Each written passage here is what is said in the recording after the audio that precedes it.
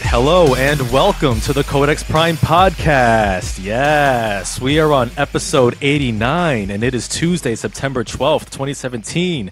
I am your host, Victor Omoyo, and with me as always is my co-host and social media chair, Carl Bird. What is good? You in a good ass mood today. I sure am because today we have a very special guest, the proprietor of M-Fam-Us Denim Designz, Afton O'Neal. Hello all. Yeah. Yes. Yes. Thank you so much for joining us today. No problem. All right. And today we're going to be talking about Insecure, the season 2 finale, as well as the series as a whole at the top of our program. So it's going to be some spoilers later on. So if you haven't caught up on Insecure, I suggest you handle your business and watch that ASAP. Yeah, get your life together and watch it. Yes. Or put this on mute and then watch it. My thoughts exactly. Listen, if you can watch anything that the devil Mona Scott Young puts out, you can watch this one. Yeah, Mona Scott, BET, right? VH1. VH1? It's Okay. all under Viacom. Oh, okay. Yeah. Yeah. All right. Yeah. So, well, before we begin, we'll kick off with things we've been up to this past week. I know we've got some things on tap. So yeah, Carl, let's begin with you, my friend. What have you been up to?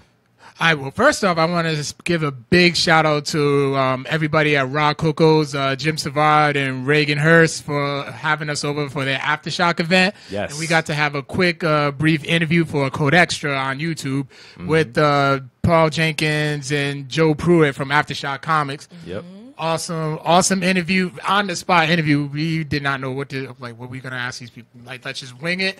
Yeah. And we end up learning a lot about these guys and about Aftershock. I'm literally gonna start subscribing to Aftershock Comics more often now. Nice. Because those dudes were just so awesome. So big shout outs to them for that. And then on my end, I've been playing some Uncharted: The Lost Legacy. Okay. That game is so dope.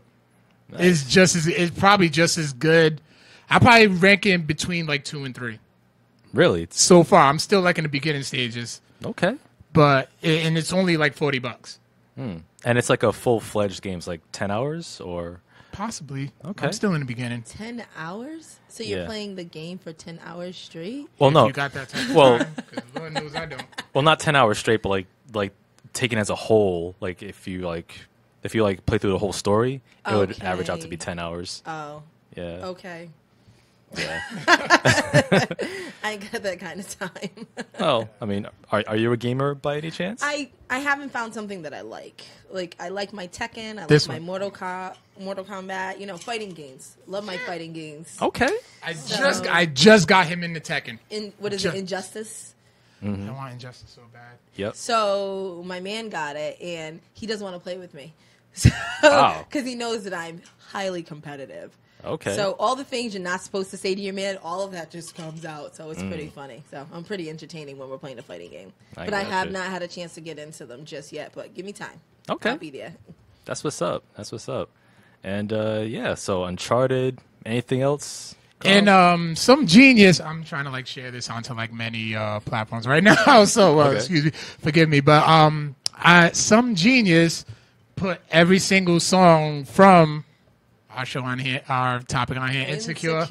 They put it on Spotify, so I literally been blasting that in my car. Okay. Can't wait. Yeah, I'm gonna send it. Yeah, I promise after I'll send it to her. Yeah. And yeah, I've been on it. I love the music. It's like age appropriate music.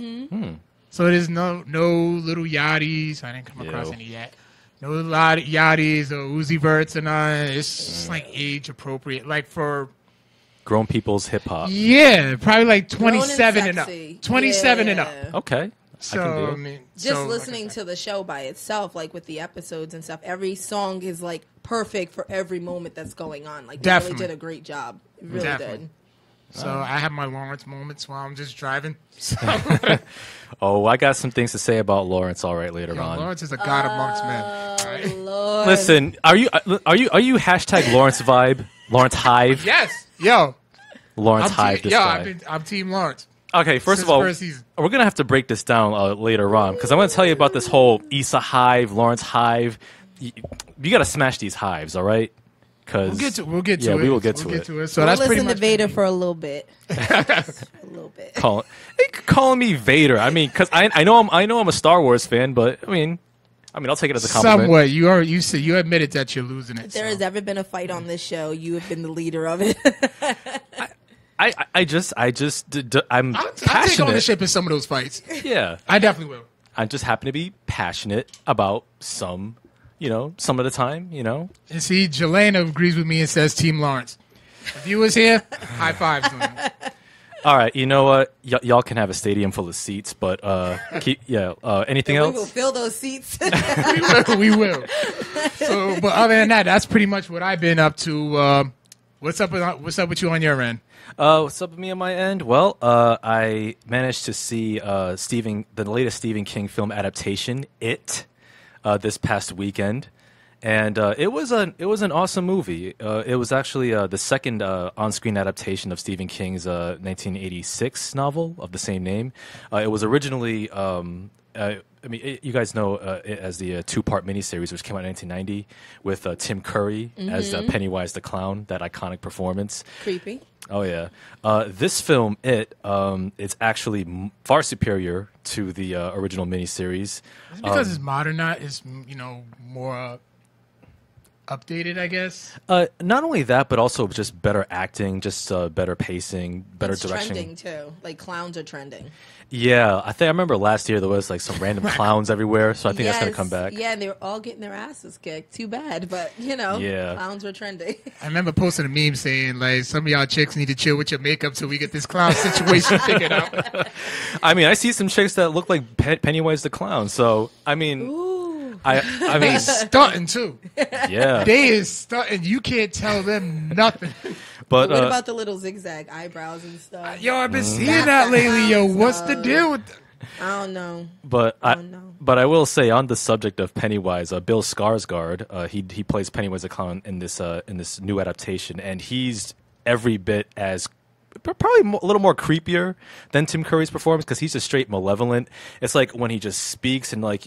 Just his eyes, like one is just like crooked, like one's looking at you and one's looking this way. Like there's some creepy chameleon action going on. He's like, "Hey, Georgie, here's your boat. Take it." No, I'd be like, "I'm good. Keep the boat out my house. You'll float too."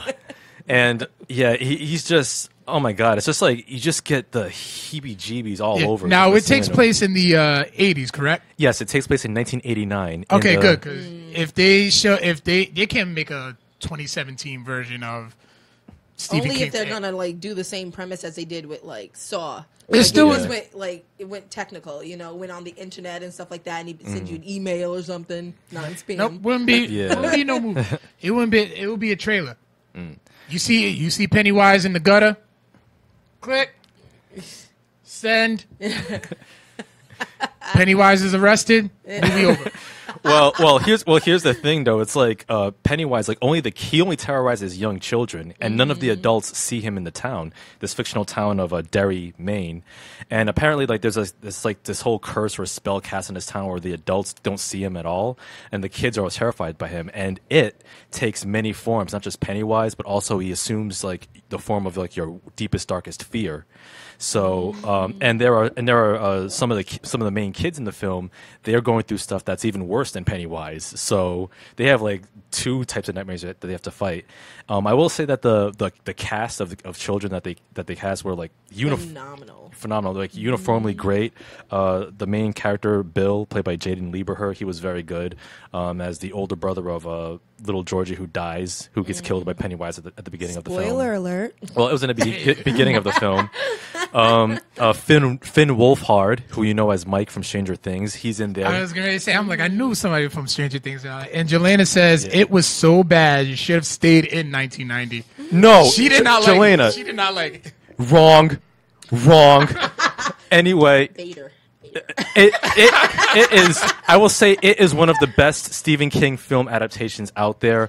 Finn Wolfhard. I love his role as this foul-mouthed young kid. He kind of reminded me of myself when I was his age. And I knew you was a badass.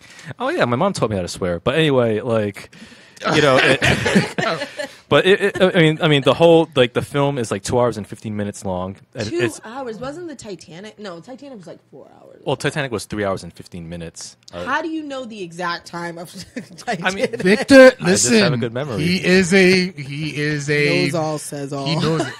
I mean, he knows it. It's a what was the time length of The Dark Knight? 2 hours and 20 minutes. No, 25 minutes. All right. I just died a little inside. Yeah. I just have a good memory, and I know film. What was the release date of Titanic? It was December '97. Was it? He knows it. Yeah, it was. He knows it. No, because it was originally the year that we became friends. Oh, it must have been 2005. See? Yeah. So I've known him longer than you. Yeah. But it's okay. I'll let him know. but yeah. Ignore Jelena's review. It 2017. It's a great horror film, perfectly paced, well directed by Anthony Muschietti, who also directed Mama. It's a great. That one looks creepy. Yeah, it's kind of like in association with Get Out. Yes. Yeah. With the shock value, nope, I'm good. I'm gonna keep passing this town. Yeah, it's a great film. Listen, I'm in that town at least 4 times a week. I'm in towns like that 4 times a week. Yeah, shout out to everybody in North Smithfield. Mm-hmm. And yeah, but I say, I recommend checking out it, or you will get it.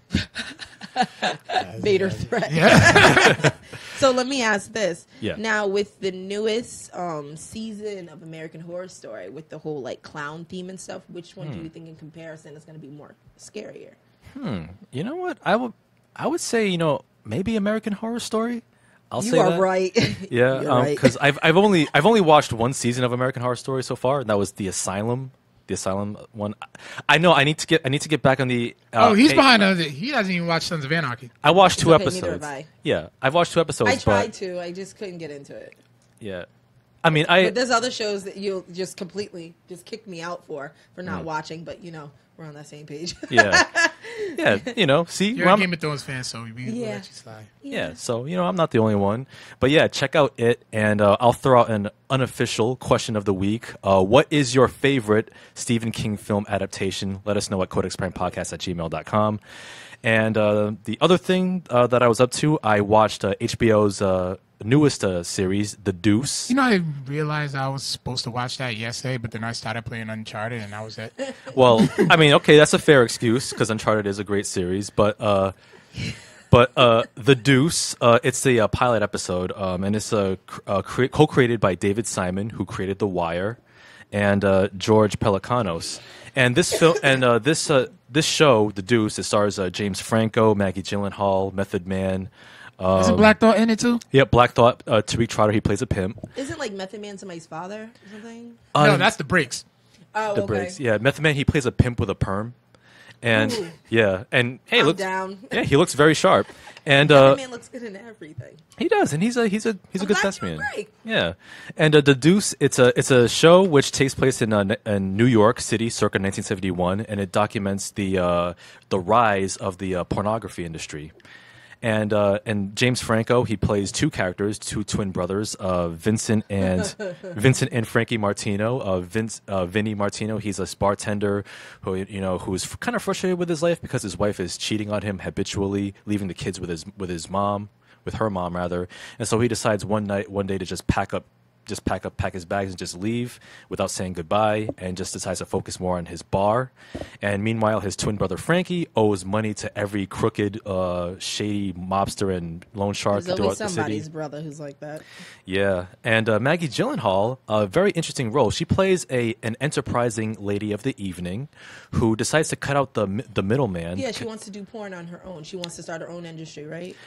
In a way, she's actually a independent hoe for hire. So she cuts out the pimp middleman.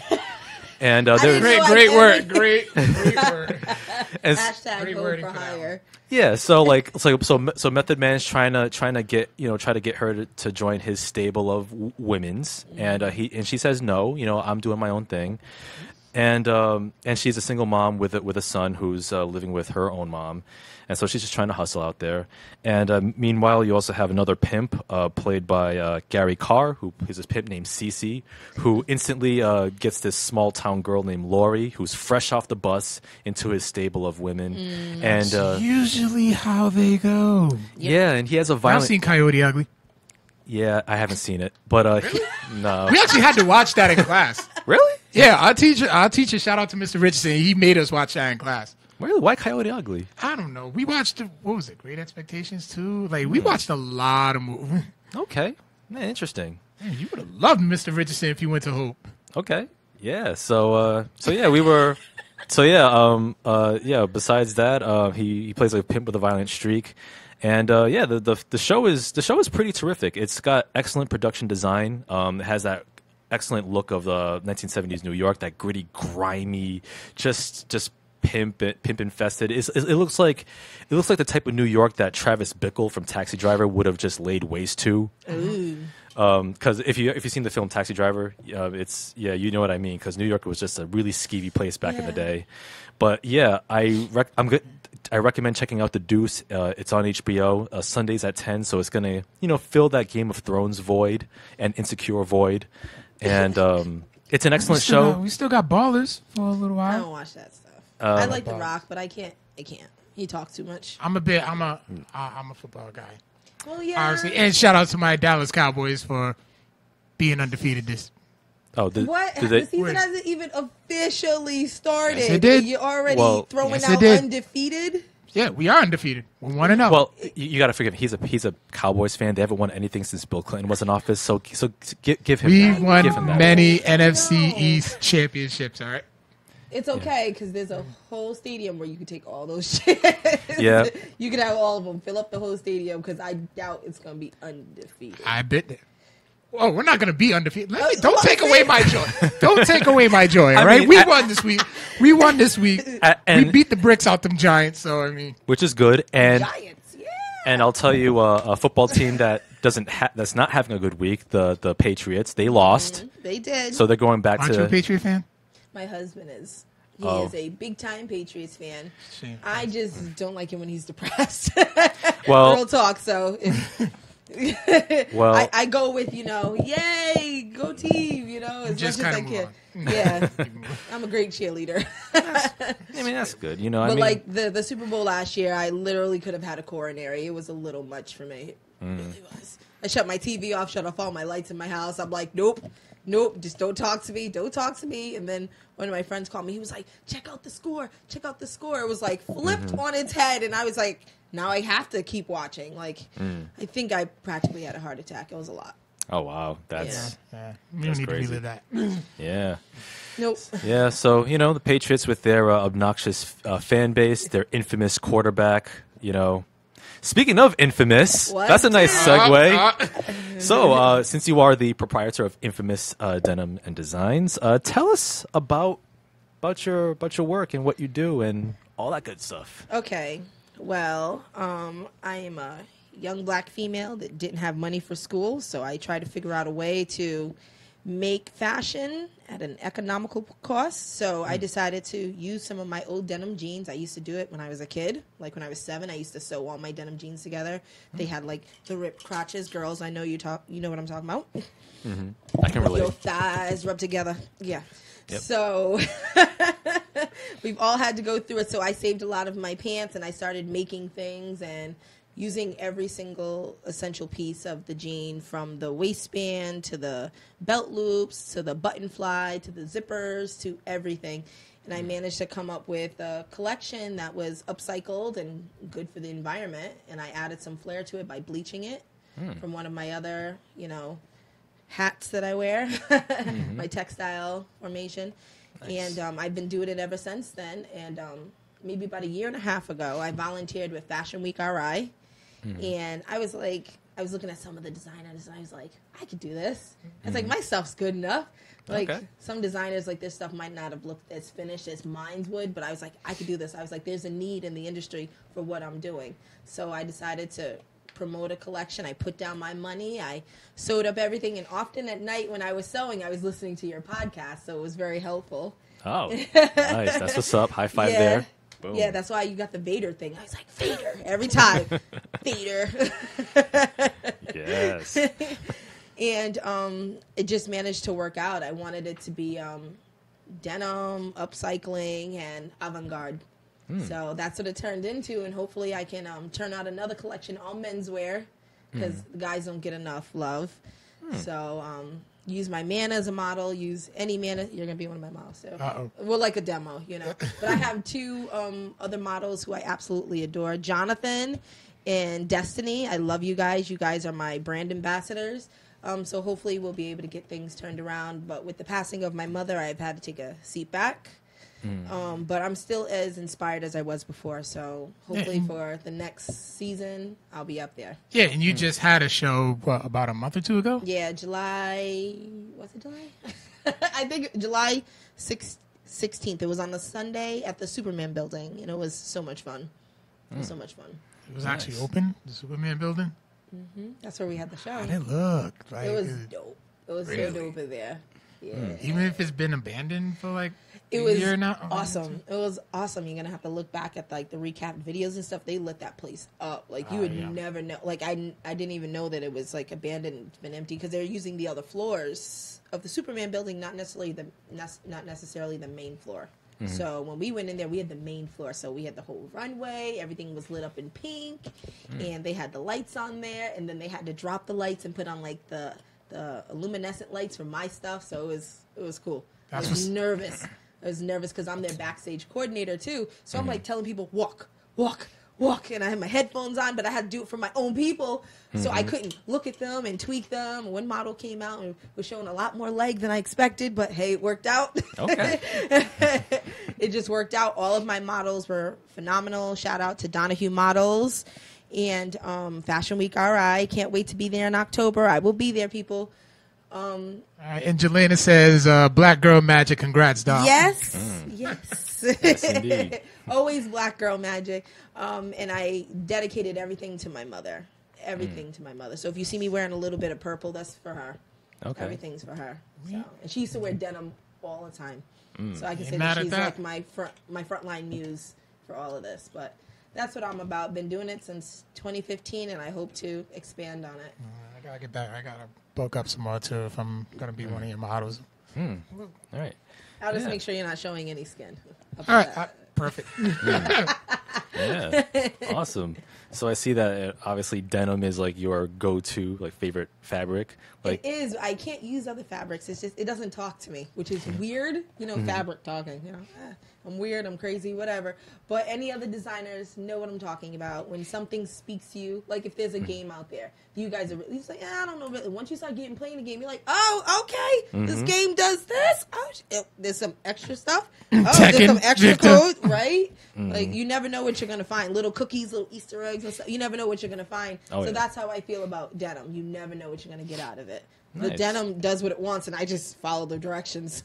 Oh yeah, so it's like your canvas, so to speak. Okay. Yeah. Yeah, And I collect a lot of denim donations, so I try to make this as cost effective as possible. So Yeah, if you guys got any denim that you want to get rid of, let us know.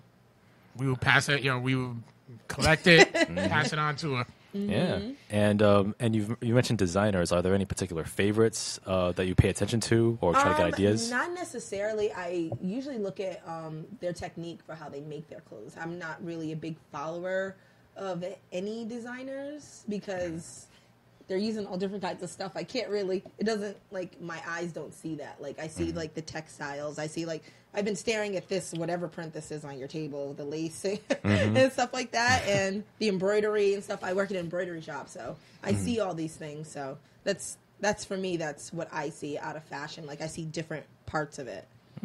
Awesome. And any big plans like for M-Fam-Us Designs, any other future shows or anything of the like? Not necessarily. Everything's like I take it as I go because I don't know. I don't like to sell my stuff, and I do mean that because every single piece is like a child for me. I don't really, I'm not giving away my kids, or selling my kids. I will not sell my children. So a lot of my pieces are just gonna stay in my house, I guess, or maybe I would hope to do an exhibit. I would like to do that, like an exhibit of how denim is transformative. Okay. You know, so for me, that would be cool, having like a live exhibit where people are wearing the clothes and they're moving in it, and people can see like all the different aspects of denim. Like I have a back pocket dress, I have a collar of zippers, you know, I have a waistband like off shoulder top, you know, so those different aspects. I would love to be able to show people the stuff, but not necessarily give it to them. Only a couple of people have my pieces, and that'd be my sister Rose, and I'm making a jacket for the owner of Donahue Models, and her name is Yemi, and I adore her. So she'll be getting a personalized jacket. Nobody else will be getting anything like that. It's very hard for me to give away my pieces, so for me to give a piece of myself says a lot. Indeed. And also, what would you say was like the most audacious project or most unique project or challenging project that you've undertaken thus far?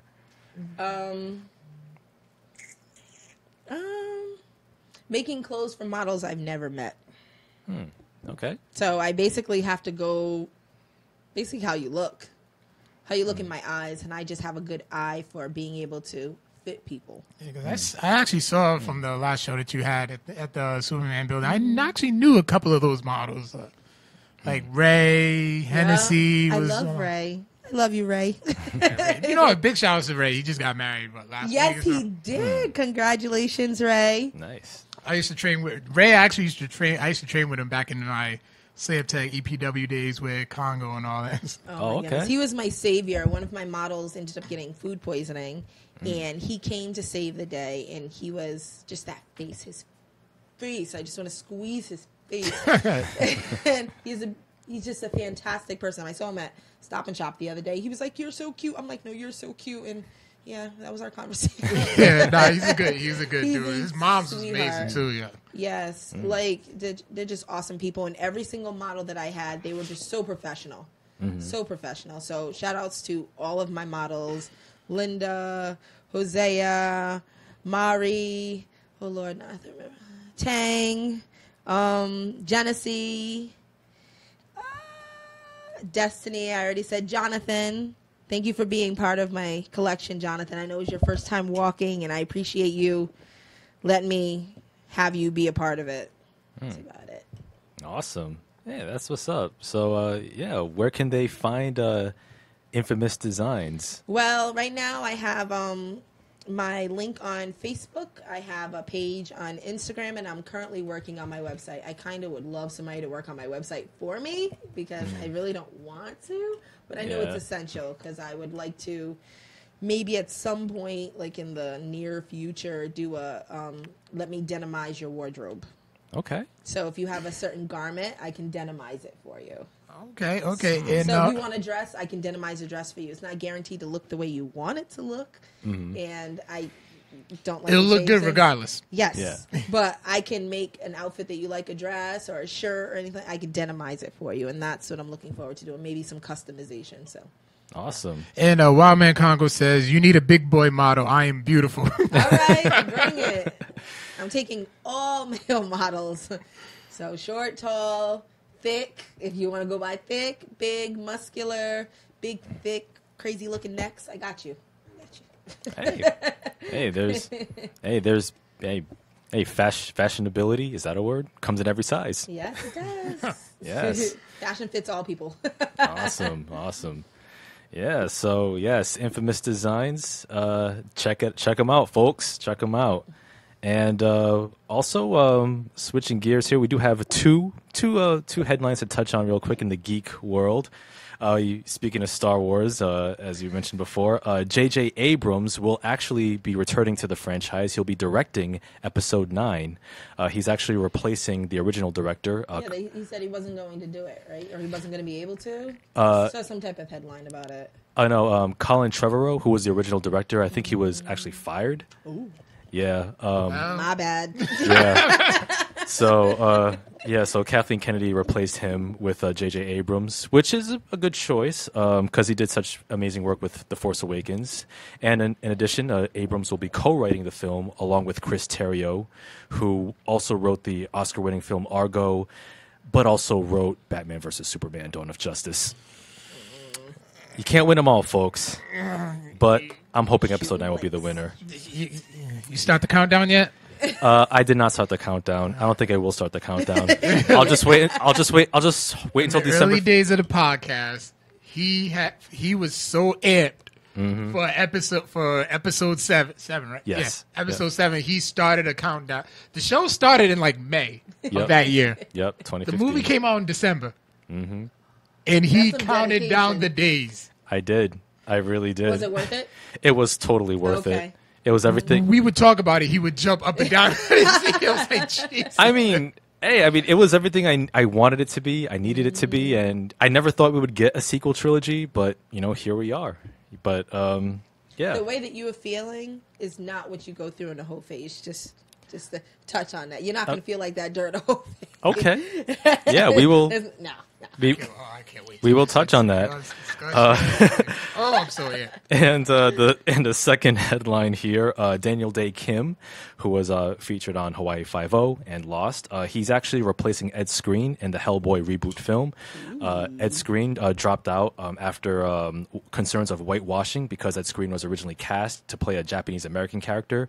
So he wisely stepped down, and the producers replaced him with Daniel Day Kim, who will be playing Major Benjamin Daimyo, who's a character from the Hellboy comics.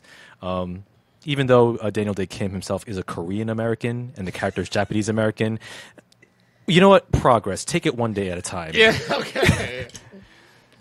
But good call. Good call in the studio nonetheless. But at least he had a voice in that. Yeah. That he made a note to Peace out, not Kyle. be part of it. Of the whitewashing. Oh yeah, absolutely. So yes, a show that is not whitewashed. On the other hand, we will get into HBO's popular series Insecure. Yeah. Yes. Created by Issa Rae and Larry Wilmore.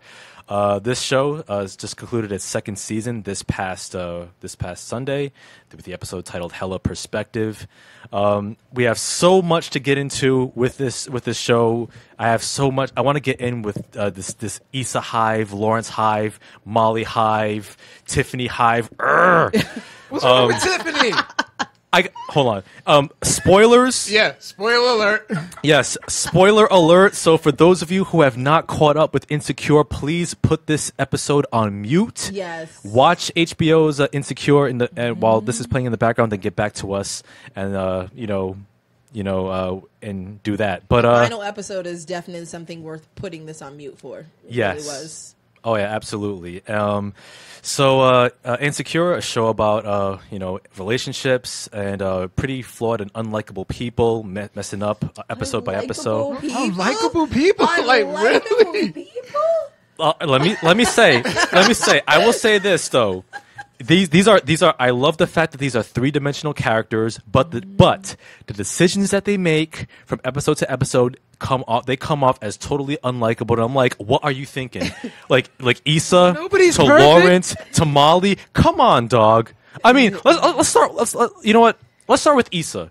Issa D in the Let show. him think, because Go ahead. we All gonna right. throw some daggers. Let's talk about Issa. Let's talk about Issa and how she and her culpability in the dissolution of her relationship with Lawrence and her so-called hoetation. All right, this whole phase that she willingly got herself into. I'm all about these dudes getting on my hoetation, getting on my lineup, and yet she is not about that whole life, folks. All right, That's the point. Who is about the That whole life? Like who goes to the deli and be Shut like, up. I'm going to take a ticket for the whole life? Nobody does that. But when you fall off and you need to get that hoe out of your system, you go hoe up. Like everybody does. Maybe not everybody, but you usually will go through a hoe rotation to get that out of your system. That's just how it goes. well, I don't. Maybe you don't like the term hoe. Well, maybe not so much. Well, it's not that. I mean, it's the fact that I can understand. There's a difference between like being sexually liberated, which I'm all for, but also, exercising it in a way that's self-destructive and in a way that doesn't really help your cause, doesn't really help you move forward from. So whatever what's the pain you're difference going between a guy doing it and a girl doing it? Here Because comes the double guys go standard. up on the regular. Absolutely. But if it's not spoken about, it's okay. And it's not considered a hoetation. But the fact that Issa brought it up, it makes you get a negative view on her because she is a woman and she is a black woman. So do not liberate yourself in thinking that she's degrading herself, because she's not. It's the fact that there's a double standard. Because if you was throwing out, oh, I'm on my hoetation, I got this bitch, and I'm going to cop up this hoe and stuff. You know, there'd be so many guys on here be like, yo, get that, man. Get that while you can. Get those thoughts, you know, all that stuff. But, like, the fact that she's putting it out there and you get to hear these intimate conversations is going to lead you to believe that it's just disgusting, it's degrading. But at the same time, it's her doing it. It ain't you doing it. So you can't take personal offense to it. Well, and, okay. What is this, poetry night? Doing this? I had to do it. I had to do it. It just seemed appropriate to do that. And I absolutely agree. I mean, and it does speak to the double standards of you know, society, the patriarchy, and all of that.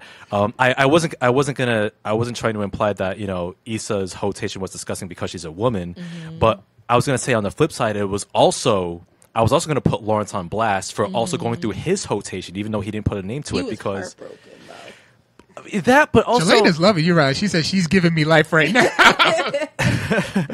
But I mean, I will say that with Issa, in Issa's case, though, I mean, her and Lawrence, they were both on the same level in terms of like how awful they were going about their thing. But with Issa, the fact that she was also being very wishy-washy with her former flame, Daniel. I think they were childhood friends, I believe.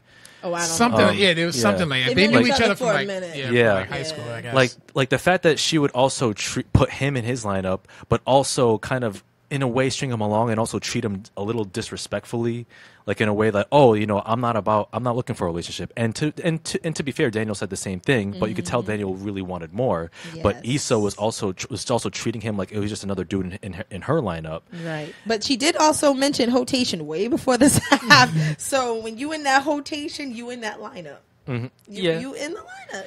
He knew what he was getting into. Right. He was already put on the back burner from the last hoetation that he didn't even know she was doing.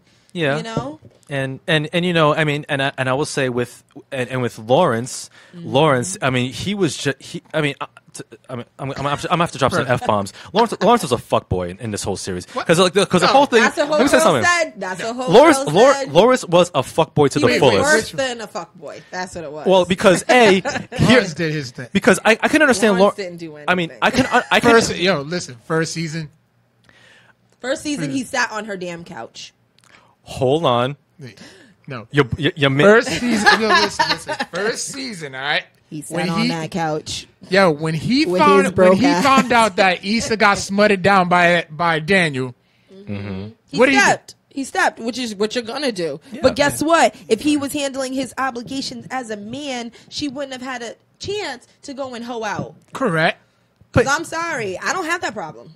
But yeah, awesome. But Lawrence, I mean, he wasn't just a bum sitting on the couch. He was trying to find work. He was struggling with depression. He wasn't for not finding work. trying to find work. He was trying to get his business idea up. Yeah. And the fact that it was failing was making him a failure. And then she had to pick up the slack for both of them. Just like she said, spoiler alert, at the end of the final episode on season 2, she said that. And she said that she still loved him, but she couldn't love him enough for the both of them. And that's the problem with relationships, when you're loving more than you're getting. So in their circumstance, it wasn't going to work. Even though I like that little flashback at the end where she thought he was going to propose and stuff, and he just that was touching. Me off. That was touching. Yeah, it was. I actually loved the way that, because it was just, to me, I'm all about peace. It was so peaceful the way that the season ended, how they just like okay, like at the dinner party. You know, those heated words were exchanged because, you know, they were pissed off at each other, but there's still feelings there. That's why, you know, they just lashed out. Then, you know, when he came by, they grabbed all the stuff and all that, and they just kind of just broke down, just let it all out, and they just ended on a peaceful note. I like that. Yeah, I think that's a respectful way of letting things in, you know, cordially, you know, because obviously they were still building up on the bullshit they were dealing with in their relationship, which they're no longer in a relationship. So, and they're bringing all of that shit to other people, which is not fair. That is true. And before I get into that, I really like the line where Lawrence himself admitted his culpability in the breakup, where he said that, you know, I realize sometimes that I set these expectations for myself and I shut down if they don't, you know, go my way. and he apologized to Issa for saying that, I'm sorry for not being who you expected me to be and who I expected me to be. And to me, that kind of hit me in the feels because that's coming of age right there. Yeah. Sure, And that I've been there. yeah, and like because it was like because you understood that, like, yeah, he was going through depression, and Issa, and to be fair, Issa said that she didn't know how to deal with that because because her response was like, I depended on you to be better for both of us, but I didn't even know how to do that for myself. Oh, you did some rewinding, didn't you? I did, and but that's why the show is called Insecure. These are all the things that you're dealing with, but it just happens to be a black girl dealing with it. So things aren't going to always look so, black and white in these situations. So I'm glad that they were able to squash things because that's not really a reality. Yeah. If you really want it, I'm sorry. There are a lot of rough ends that are out there. Some people don't know how to end relationships. Some people don't know how to break up. Like, I think that's more of a training that we need more than anything. How to break up, how to be an adult. A lot of people aren't dealing with that. So when they first got into the relationship, because they were together so long, they were so comfortable. Yeah. And she got so comfortable with him being a bum, that he got so comfortable with her taking care of everything. And they were neither speaking about it. Nobody was getting their satisfaction out of this. Great that they had sex, but are you really fulfilled? Right. Yeah, and also like because of their dissatisfaction, like when they tried to move on by rebounding with other men and women, they ended up hurting them in the end. Yeah. Like, for example, that's why I said earlier that Lawrence is a fuckboy because he strung Tasha along. Who was very supportive of him, although she came at him a little too thirsty. Like, there was one part where he was working at the Best Buy, and she had her memories out. She had her tits out every single scene. Yeah, every like scene, even at the bank. How you going to the bank and you serving change and change? It's like I hope you find a good job, Lawrence. Best of luck. And it's like she was throwing it. Tasha was the cousin Faith of Insecure. I wouldn't call her cousin Faith because she was not she was not trifling at all. She wasn't, but she knew what she wanted, and she was a shark. She was gonna get it. She was a shark, but at the same time, she couldn't deal with the fact that what you get is what you get. If you go to McDonald's, just expect what you're gonna get from McDonald's. You're gonna see McDonald's later. Lawrence was Lawrence. Every single day she saw him. She did the same thing that Issa did. She expected more of him, and he couldn't even do that for himself. Yeah, and the fact that like he did her dirty by showing up to her family's barbecue, and then he dipped out for a flimsy excuse to go to his workplace's mixer. He wasn't ready. Yeah, he wasn't ready for that adult situation, and she was forcing it. She was forcing it, and plus I could see like a little. I've been guilty of that too. Yeah. Yeah, and plus I could see like a little classism between Lawrence and Tasha because like you could tell it's implied that Lawrence is perhaps more educated, perhaps than Tasha is, and but at like the same time he was unemployed when she met him, and she was working at the bank. You know how hard it is to get to the bank? I bet it's difficult. It's very difficult. Yeah, that's a hard job to keep. Jelena says she just wanted him so she can walk right into that heartbreak. She wanted him. He looked good. But the bite wasn't as good. It just wasn't as good. Yeah, he bit back, so it's not good. He did, and although like to be fair, like very early on in the season, like in season 2, like the first episode, I was on the Lawrence hive, because when I saw Lawrence, and Tasha spending time together, we'll just sanitize that. I was like, need to sanitize that. I mean, they were getting up. I mean, yes, when all right, when we're gonna get ratchet in this one. when Lawrence was when Lawrence was in his John Witherspoon mode, like bang bang bang bang, like I was clapping it up for my boy. I'm like, yeah, that's what's up. That's my boy right there, But he had some nice moves, whatever. Yeah. When he left the Best Buy shirt behind. Oh, that was classic. Yes. I had to clap on that one. I was like, that's some classic. Yes, the mic drop moment right there. Yes, it was. He was like, I'm better than this and you. I'm out. And then Lawrence, I mean, I will say for Lawrence, even though he's such a moron at times, he has some luck with women. Like not long after Tasha that thing fizzled out, he lucks into a threesome with 2 women who fetishize him. Okay, hold up. Let me hit this one because go ahead. Because that one bugged the shit out of me. Honestly, I'm gonna be like this. I was like Lawrence's boy. If Lawrence was my boy, I would have sent him that same Jerome gift with him like dancing and stuff like that. I would have done the same thing. But at the end of that, he was still empty. So Yeah. what did you get out of that? You were able to have intercourse with 2. Technically 1. Oh yeah, because he didn't. He didn't with finish. The other one. Yeah. But we don't know what transpired before that. That might have been like run number 3 for him, and he might have just had an empty gas tank. You know, you can't. That is true. So That is we true. don't know how that all transpired. But with him, the fact that he still ended up back at the dunes, he's still losing. Still losing. What did you win out of that? Those bitches don't want you. That's true. They were.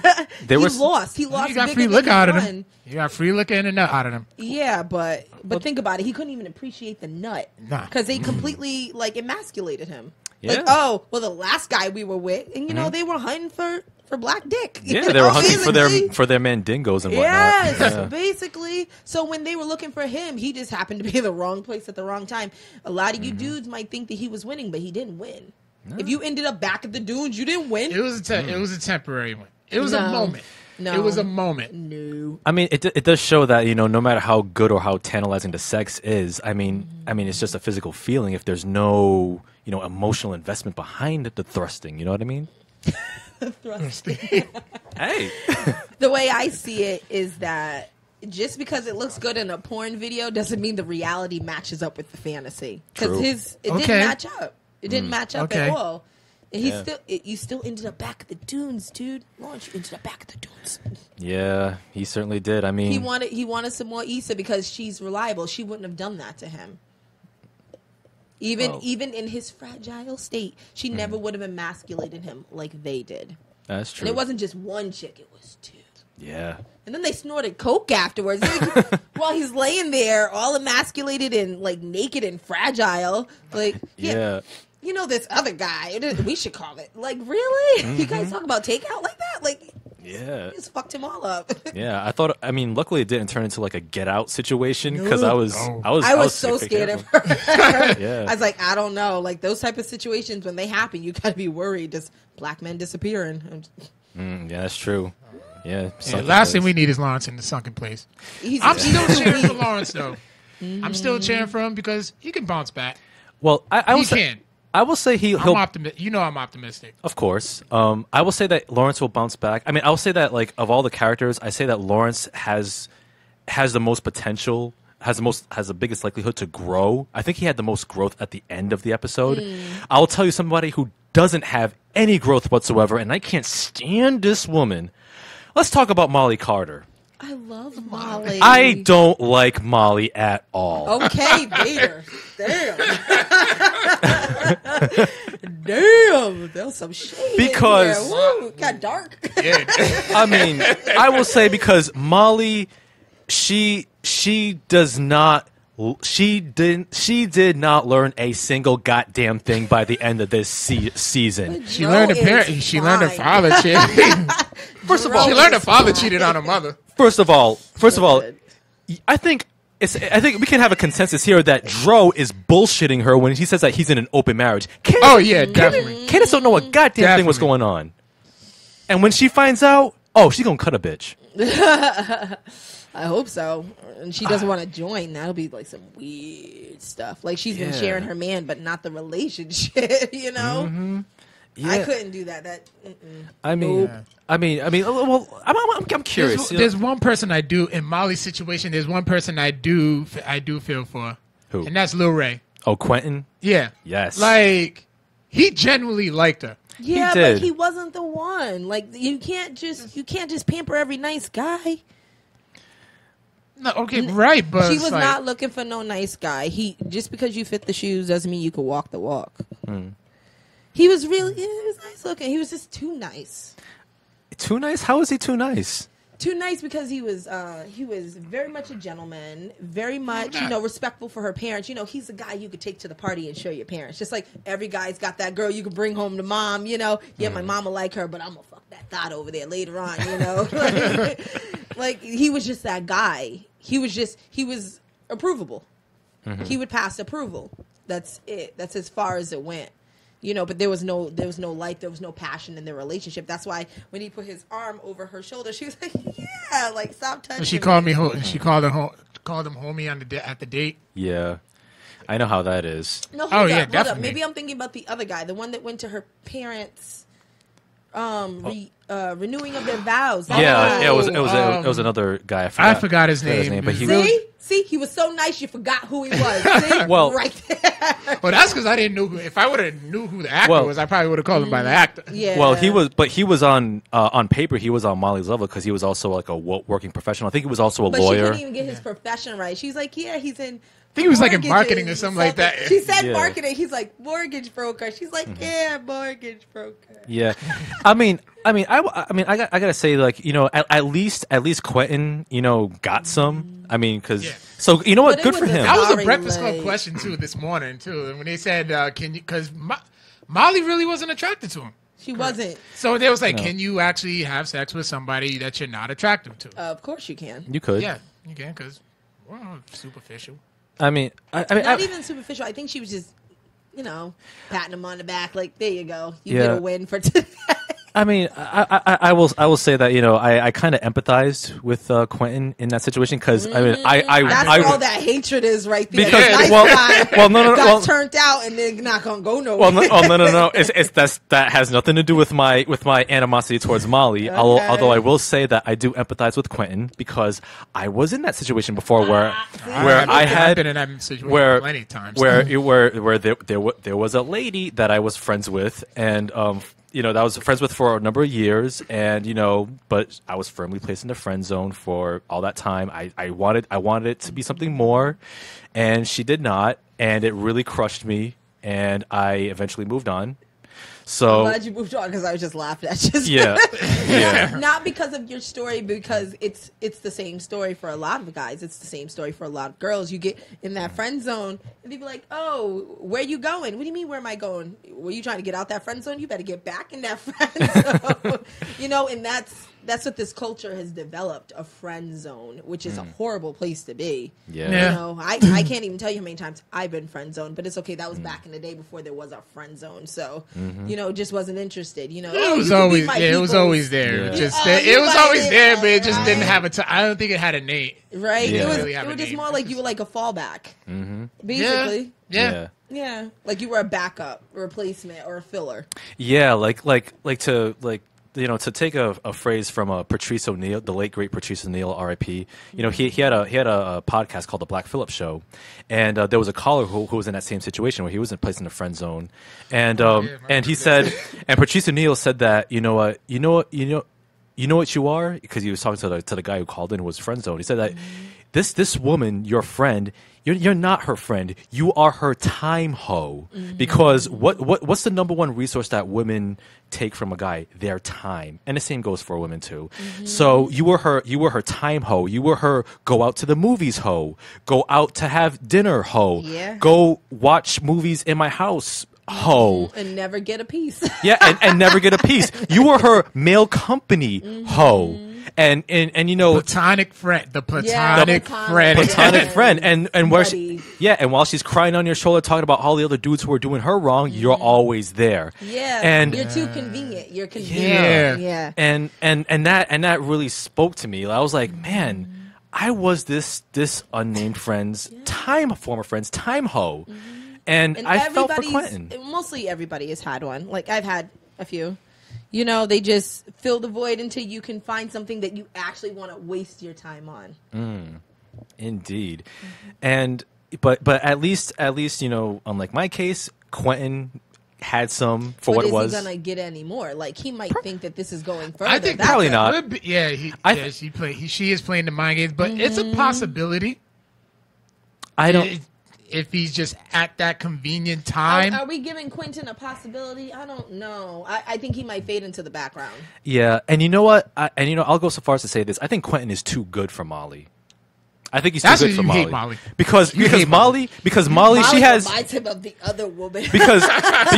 because Molly has all these high standards that she looks for in a man, and there's nothing wrong with having high standards, but she does it in a way where she's unreasonable, where she shuts out good dudes just because they're not, you know, on her level, perhaps educationally, perhaps professionally. Like for example, in the first season, there was this really good dude that she was dating named Jared, who was I remember Jared. Yeah, he was a good dude. And like he was working at Enterprise Rent a Car. He was getting his 9 to 5 on. You know, was getting his bills paid.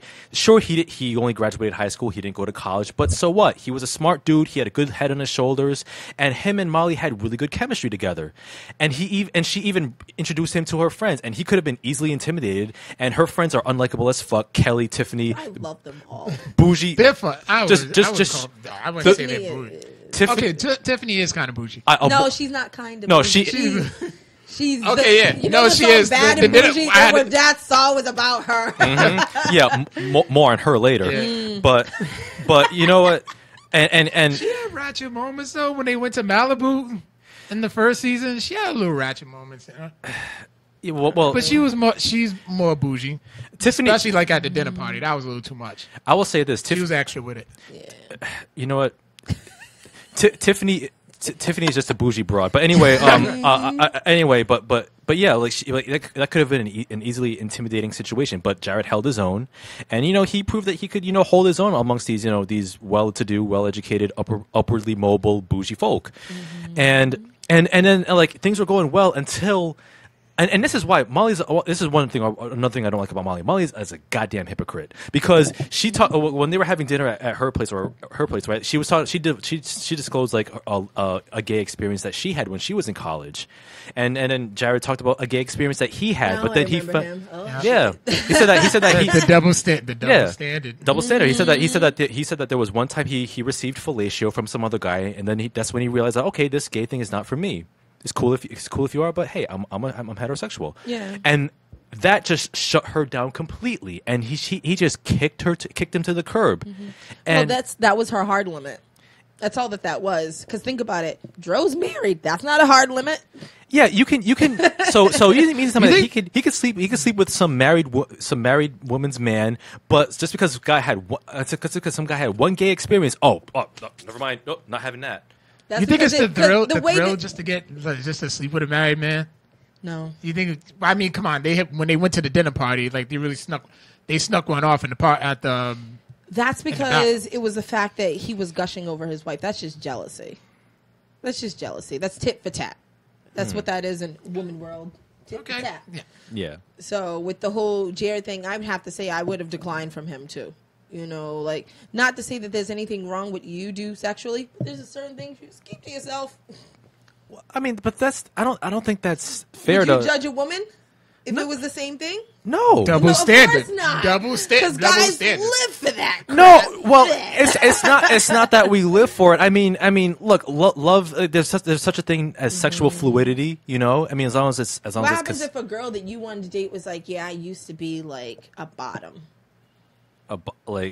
Hey, you know what? Hey, I don't judge. I mean, hey, it's like, But hey, what happens if like people she started to run with just started to pop up? Like, yeah, let's go to this dark lady and go meet some of my friends and stuff like that. like That would be awkward as hell. Wait, if she was not to say that anything is wrong with any of this. I love all of it, but in my own personal relationship, I know what is a hard limit and I know what I can deal with.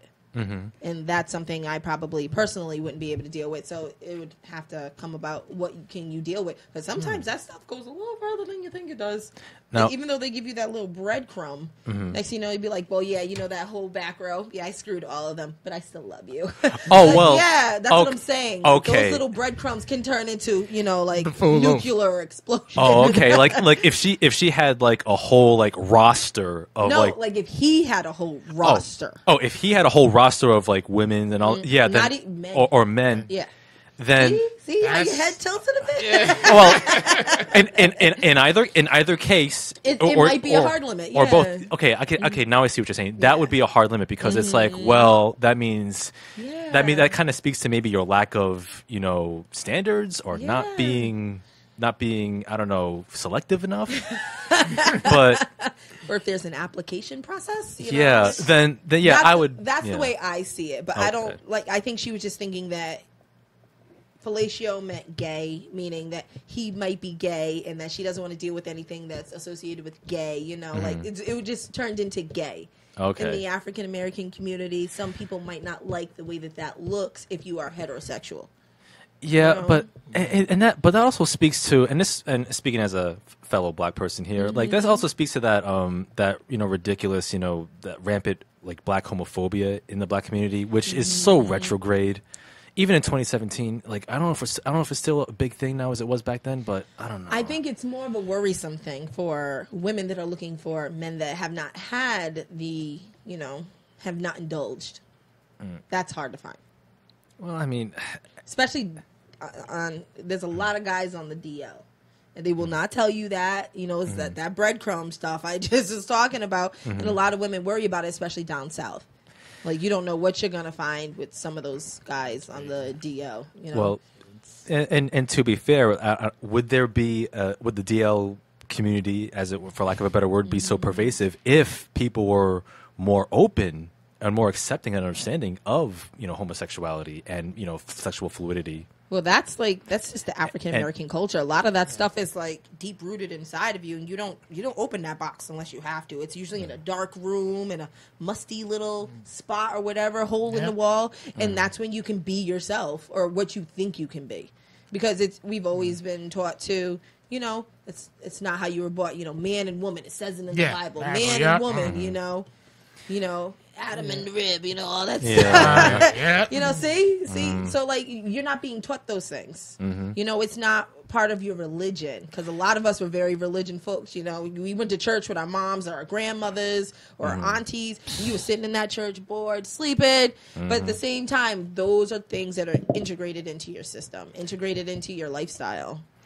Yeah, which is I agree 100%. which is unfortunate in many respects, and thankfully there are some of us who got out of that religious sunken place. But it's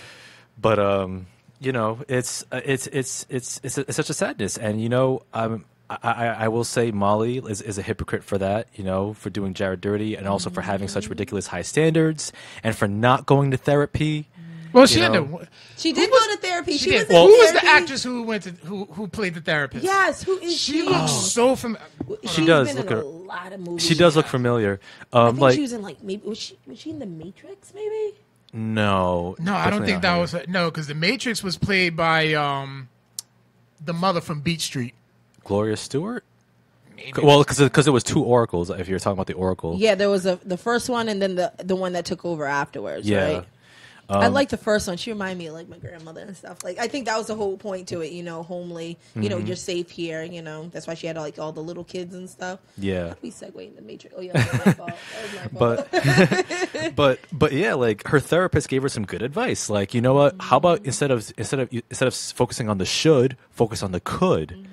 And, I thought she was going to make some progress, maybe not necessarily with Quentin, but at least maybe take her standards down a notch, in the sense that, not every guy is going to be that perfect 10, is going to hit all your check marks, being college educated, being upperly mobile, being, upper middle class. There might be some dudes who may meet one of those check marks or none of them at all, but they may be good, may have good chemistry. And, Molly, like, she just keeps getting in her own way. And the fact that she's so willing to be Dro's concubine, being banged out in the bathroom, and Dro even told her, "Hey, you mind hanging back in the bathroom? Because, I don't want my wife thinking that we're together and all this." Yeah, really? That should have been a clear sign for you, Molly. Like, yeah, sorry, I'm nobody's fallback. Yeah, so Molly, I can't with her. Girl, bike, have a seat. Yeah. I still like Molly just for her dedication in her relationship with Issa. I think that's probably the that's only like friendship relation. goals.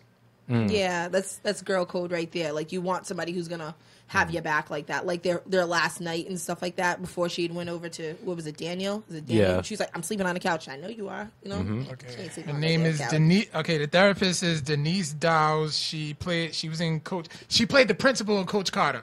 Ah, Okay. I haven't seen Coach Carter. You never seen? Wow. Yeah. I'll put that on my list, but I will say with Molly, what I do like about her is that she knows her worth professionally, because her all white. Did you see firm that shit about them giving her that fucking award? award? Yeah, that kindergarten ass. I was like, there's a fucking gold star on the gold star award. That's what that. Wow. Rising I was star. like, are you fucking shitting me? It wasn't even framed. Yeah, it was a piece. It was a kindergarten diploma. But It the fact was. that those three Even my kindergarten diploma old-ass was in men, cardboard. Like the fact that they thought that was appropriate for her worth shows how much of like a pay scale level that we have to deal with as women and as black women. Yes. We are not paid equally. We're not respected equally, and we're dismissible. It's some bullshit. Yeah, and it was like they were way out of touch. Like you could It tell. really was. Yeah. She should have just hooked up with Quentin and be like, now give me that job for what I want. Like- Like, why not? At least you're going to be with people who are going to actually treat you with appreciation Yeah. versus these people who are showing you that you are expendable because you're worth a fucking gold star award. Yeah, absolutely. And there was She like should have wiped her ass with that and been like, thanks, but no thanks. And she had them. And she told him like, I had all these offers. No, they knew it. They Yeah. knew it And because they just- obviously the law Like the- community, as they like to call the law community, knows what you're doing. What are you, big brother? What kind of shit is this? yeah, it's like Yeah, that And was why the awful. fuck you care? You're giving me an award anyways, thinking that's gonna like subdue the fact that you don't pay me enough or you're treating me like below my qualifications.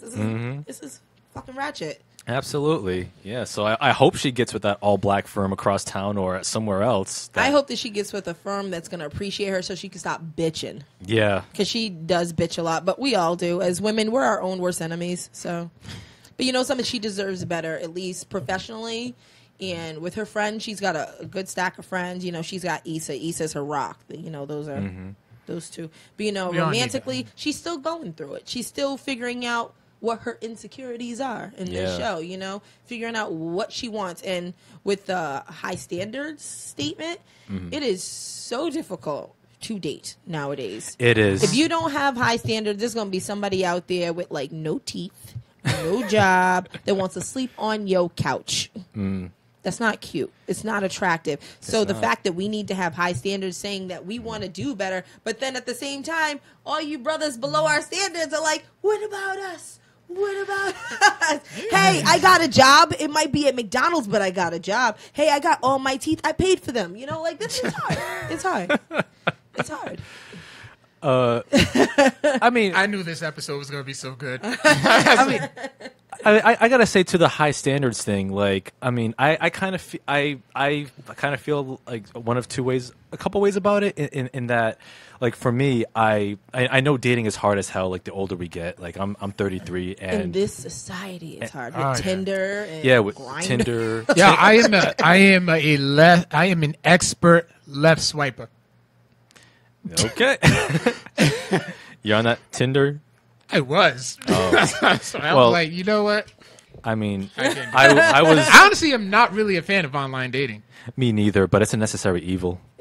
What do you mean necessary? It's How more about you go out entertaining for and me. meet people? Where? At the Social bar? events. Yeah. Oh, well, here's the thing, Like though. outside of this room? So Wait a minute.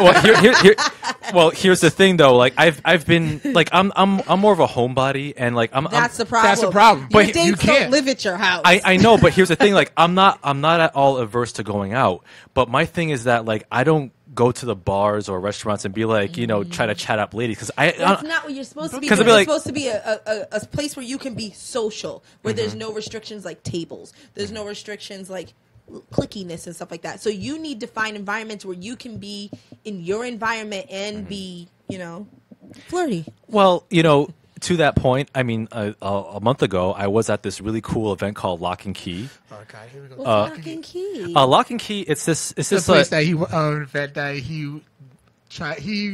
been wanting me to go to one of these for like a while. What is You it? really should. Lock and Key. It's like this singles event that's held every couple of months at the Whiskey Republic in Providence. Republic. Yeah. What was that? Listen, that's Okay, the look. No. continue. That's All right, the I'll look. continue. That's the look of an old stomping ground. That's all Well, it is. I mean, No, it's not. I've been there twice. well, I mean, Not a stomping Okay, ground so for then me, there's but I've heard there's a stories. memory. Oh, well, stories. it's I got a good one. I got a good one at Whiskey Republic. it's a I didn't even go inside for this one. This was great. it's a reputable place now, from what I've seen, from my experience. But the Lock and Key event is held there every couple of months, and what it is that basically it's a singles event where, you know, guys carry around keys and women, you know, wear locks, and the object is like to unlock unlock as many unlock as many locks as possible, and like whoever gets the most locks gets a prize. But even if your key doesn't match a woman's lock, at least you get to have a conversation. It's like a nice little icebreaker, rather than just like So people are wearing locks around their necks. Yeah, women are wearing locks. That's a little slavish. There's no racial politics in this. The it's way not I like see it is, if I unlock your key, I own you. You're free. Why would somebody volunteer? It's not like that. There's no Django. It has had success though. Got you some free slaves. No. Well, I've been there twice. So the second time I went, it was really cool because I got First time wasn't cool. I got to meet some cool people. We got to chill rap. There was some cool appetizers. So it's just we were all there. All there for the same thing. So got to meet cool people, see where they were at. And whatnot. So it was nice. My first time at the Lock and Key was last year in the summer. It was June 2016, and really supposed to go. And I had some success. I met this woman there, and we exchanged numbers, and we ended up dating for 3 months. But the relationship really wasn't all that because 90s Nickelodeon. because full disclosure, because we at the Codex Prime podcast, we like to keep it 100. Yeah. So full disclosure for me, that was actually my first ever real relationship. Because to set it up back in my days, like in high school days through my college days up until as recently as last year, my dating experience was very limited. It was almost nil, next to nothing, and so I had never been in a relationship up to that point. I've been on several first dates, but then that was it. It was like my experience was like with dating up until that point was like the pilot episode that never gets a full-fledged season. So that's not a good. that was what my dating experience was like. It was like a promise. It was a promising pilot episode, but then it got shut down for various reasons. Like I wasn't really feeling you, or you're not really my type, or I'm not really looking for a relationship right now. We're not really compatible. Blah blah blah. So I was dating this woman that I met at the Lock and Key last year, and for 3 months. But even though we had a lot in common, we did have numerous things in common in terms of taste in movies and and nerd interests and whatnot. She was very conservative, very socially conservative, and also politically conservative, and I was the total opposite, where I'm more progressive and liberal, and. A really big sticking point was that she was adamant about waiting until marriage to actually have sex, and she said that she was a virgin, and I was not really feeling that. So we tried to have various discussions about sexuality, what she would be open to, like her views on it, and she was so conservative that she couldn't even muster the courage to have a frank discussion. Like she would play dumb, she would try to change the subject, like she would feign ignorance all the time, and it really got under my skin. And also I will say that she wasn't the most attractive person. Medically challenged. She was very plain looking, and she was also quite overweight.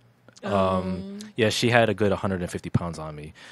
So I don't think so. No, she was that. No, she legit. Really? Legit, yeah.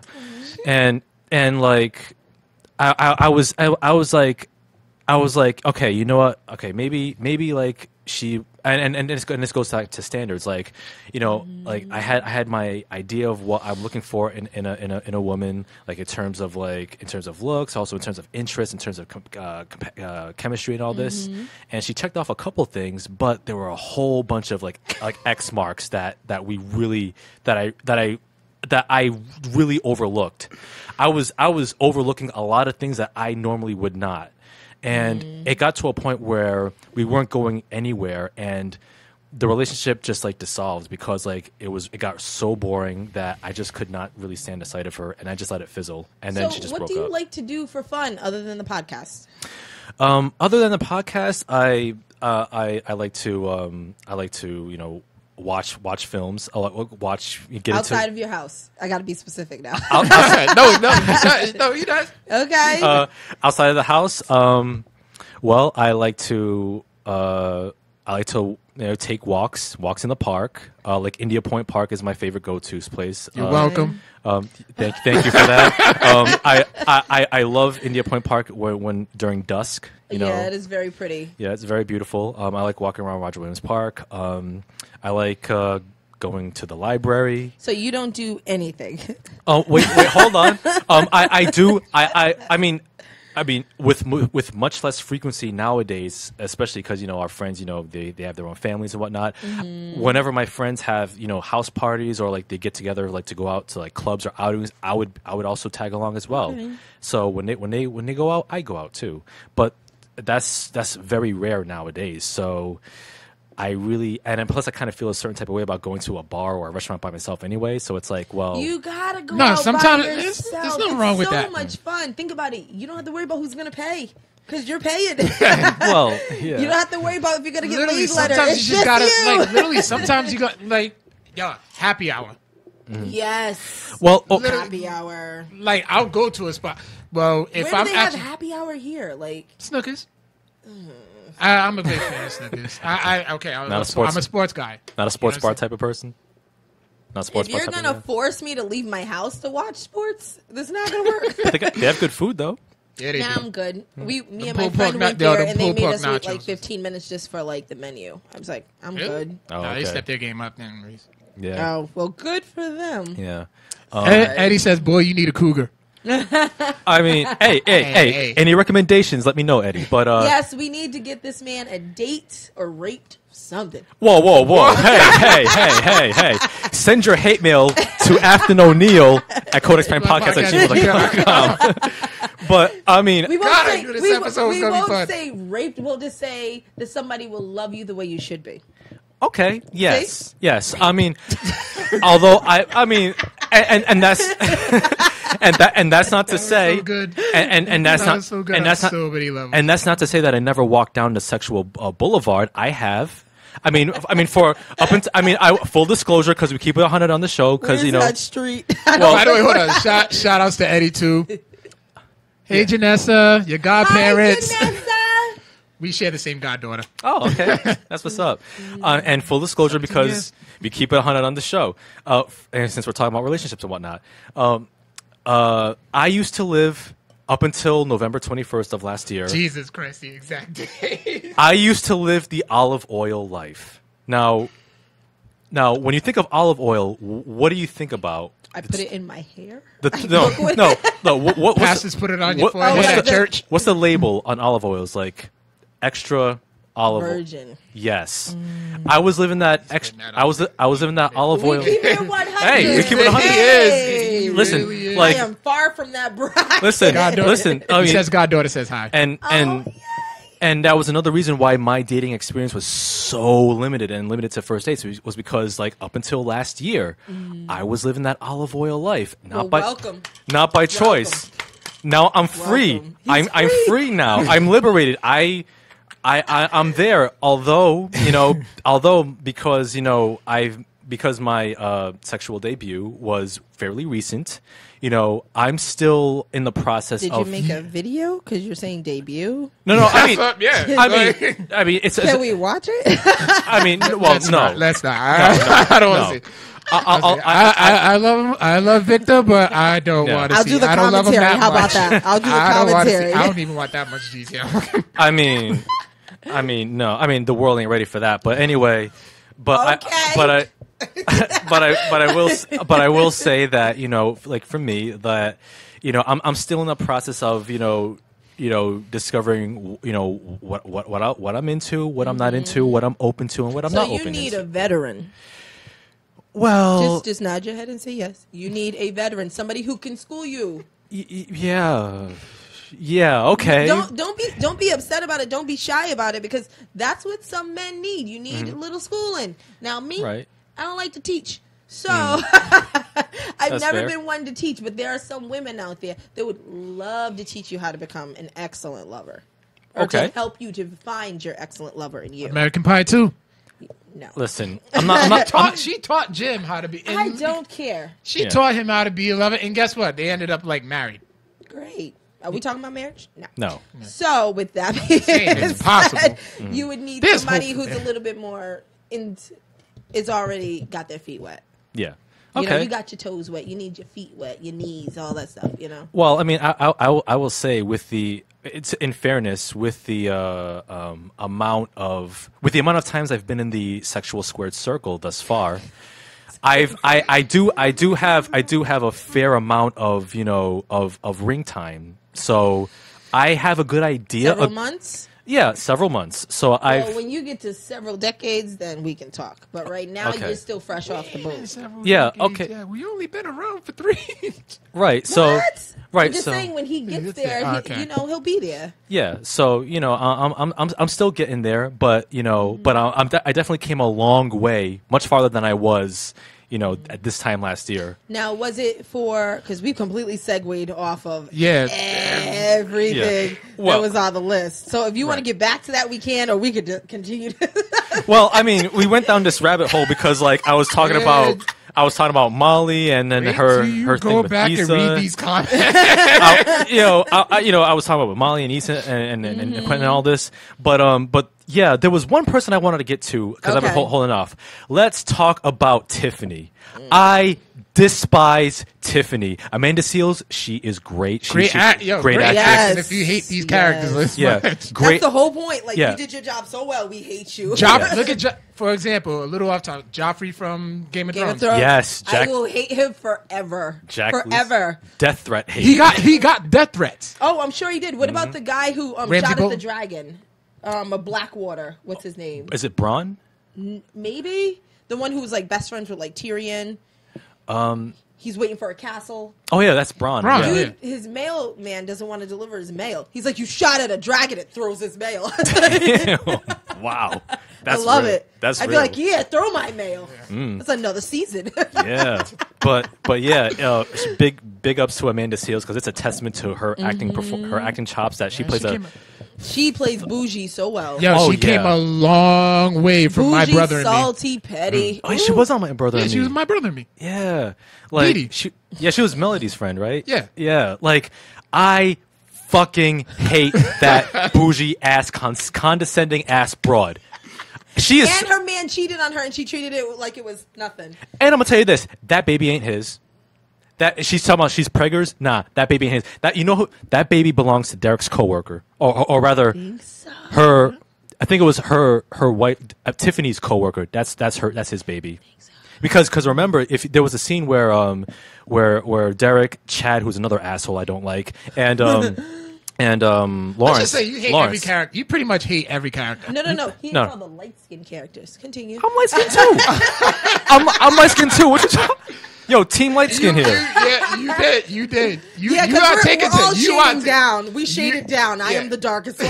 Wait. You are taking You jabs are. at the high yellow crew. I took jabs at Issa too. Yeah, but you only took jabs And at Molly. Issa for like 5 minutes. Molly was maybe 15. But this chick, there's fire coming out of your mouth. Because I don't like her hoity-toity, highly pretentious, stank, stuck-up attitude. I mean, she's such a horrible person that I just can't fathom being friends with her. Hold up. She's like a Criterion fan amongst Fast and Furious fans. No. She's not even that cool. I mean, because her whole, you could tell that she's cultivating this whole Barack and Michelle perfect image, just throwing it in her friends' faces. That's what that, what is it, the standards being so high, that's where she's at. And she found a guy who can meet her, but at the same time, it's not reality. It's just a facade. Yeah, it's really not. And at the end, like she's talking about being a champagne woman. No, she's a Colt 45 hoe. I'm sorry. I'm sorry. That's what she is to me. Tiffany can have a whole coliseum full of seats because I don't like her. Girl, bye. I don't even know how to respond. We might just have to let Tiffany rest in peace, Tiffany, because he just slayed that one. I don't even have anything to rebuttal. This is close. This is close to Codex Prime and Show. By the way, that was like that was literally my favorite episode. I may have to send you that episode. Okay. Oh yeah. That the Codex Prime and Chill episode, that was episode 19. That was way back. Yeah, that was in my olive oil days when I was trying to explain my umbrage against the whole Netflix and chill phrase. He found out what it meant. Yeah.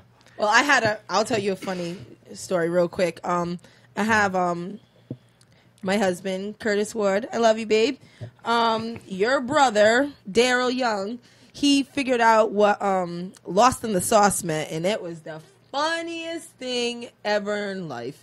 You don't know what Lost in the Sauce means? No, I'm not familiar. Okay, there's two versions of Lost in the Sauce. If you look it up, Lost in the Sauce means you're confused. You don't know where you're going. Now, Usher had a song where he mentions Lost in the Sauce, where basically you're hitting it raw and it's so good you just can't stop. Oh. So when I told him that, he's like, I will never use that phrase again. Never in my life. Lost it. I don't even know why I just said it. It was so funny. Oh, it was so funny. Double entendre. Love it. Yeah, gotta love them. Yes. Euphemisms all the way. Yeah, Netflix and Chill is one of those too. So yeah, absolutely. basically you're getting up. Oh yeah. Who's watching Netflix if you're chilling? Well, hey, back in the the Netflix and Chill episode, I was like, why would anybody Netflix and Chill? I mean, Netflix has such great programming. You're so naive. I was. He really I really was. Trust me, listen to it. It's so good. All right, you got to send it to me. I definitely will. I promise you I will. And I will write an email reaction to that. Yeah, and but I can say unequivocally that I can Netflix and Chill to literally anything. It's true. And I've done it to some weird stuff. But let's you see his movie collection. Well, I mean, anyway, speaking of weird stuff, let's talk about Issa and her hoetation, like how she's not about that whole life. Mm-hmm. I was so through with Issa when she overreacted to Daniel's meat rocket exploding in her face. I knew that was coming. I was like, I was really? right in the eye though. I mean, I know in the eye it gets puffy, and I can understand that. Do you? Whoa! I know. Heard something new I don't know this. Oh man! Listen to me now. I don't know this from personal experience, but I remember. Okay. I remember hearing a story. When I used to go to church. There was this girl who talked about how she got skeeted in her eye, and her eye turned puffy and itchy for like a couple hours. That's how I remember it. She put that out in church? Yeah, we were. God bless her. Yeah, we were at this summer retreat. I don't even. Woo. Okay. You all right? Yeah, that kind of killed me. Oh yeah. This was like back in my high school days. But Oh man, that's a weird church.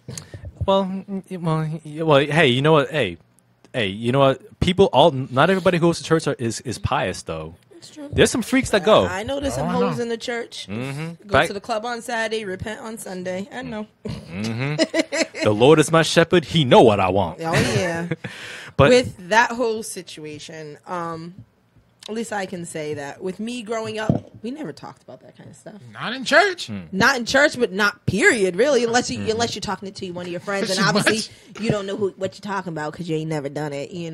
Being a virgin and being naive and being young, like that kind of stuff we're not prepped for that. right. Who is prepped for that? What do you do when your man just comes in your face because you're giving him a blowjob? My issue with Issa with that is you shouldn't have done a good job.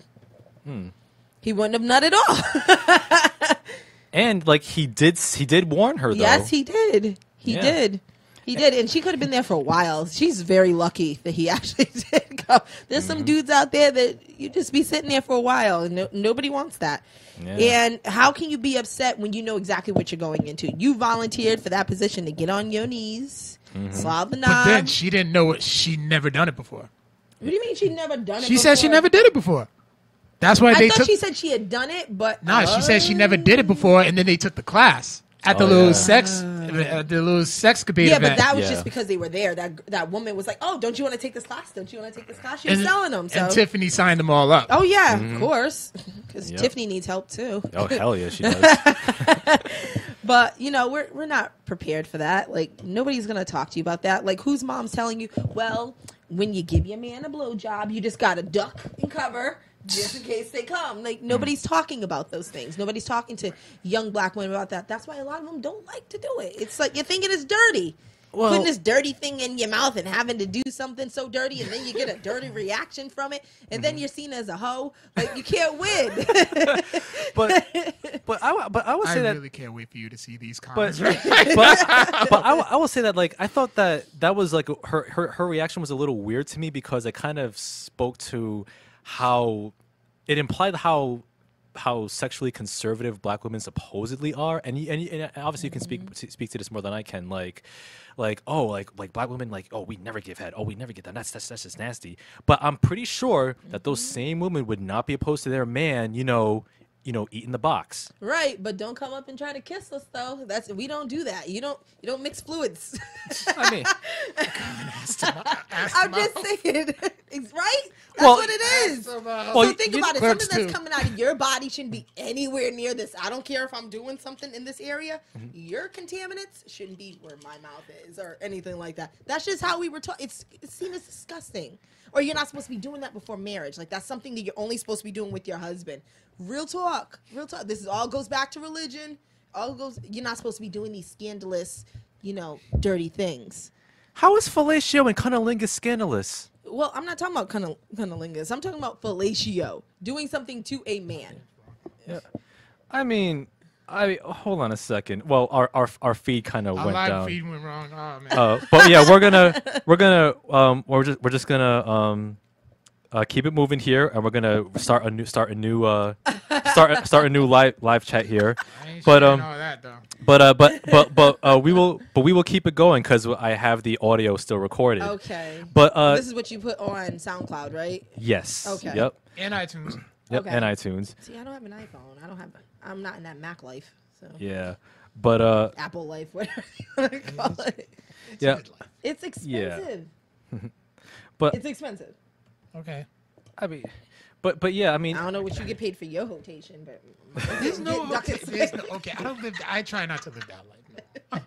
Okay, that was my 20s. yeah, you elaborate on that while I try to get this thing situated. That was my 20s, which is usually the appropriate time. it's true. It's true. You get it out of your system. Once you Yeah. get into your 30s, you're supposed to be in your career. Yeah. Once you get into your 40s, you're supposed to be married. 50s, you're retiring. 60s, you're probably working on your next life, Yeah, or get you're a working while. on your what you're doing for fun in that part of your life. So Correct. rotation So- is your 20s. Yeah. So I mean, I've been through it. I mean, I'm not gonna say I'm like this. I wasn't like no Casanova or whatever. I would get mine when I got it, but I wasn't really rolling in it like that. As what Rolling Victor in the thinks pussy. I really was not. I'm a freaking geek. I was a geek back then. My only thing, the thing that got me what I was getting rarely was the fact that I used to break dance.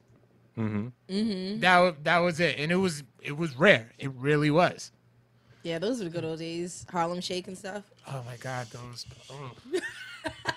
Oh my God, I all remember these guys and they Barry used to like do it with their shirts. shirts. Yeah, I did it, Oh, my and goodness. especially when throwback jerseys were in style. That's still my favorite. That's still my favorite hip hop trend. But yeah, I just now I'm just like done with it. That's because you're afraid you go break your hip. You're getting old. I'm definitely old. I'm definitely old. My sister dances. She dances, and she like every time like there's something, she's like, "You gotta dance." No, no, you gotta do it.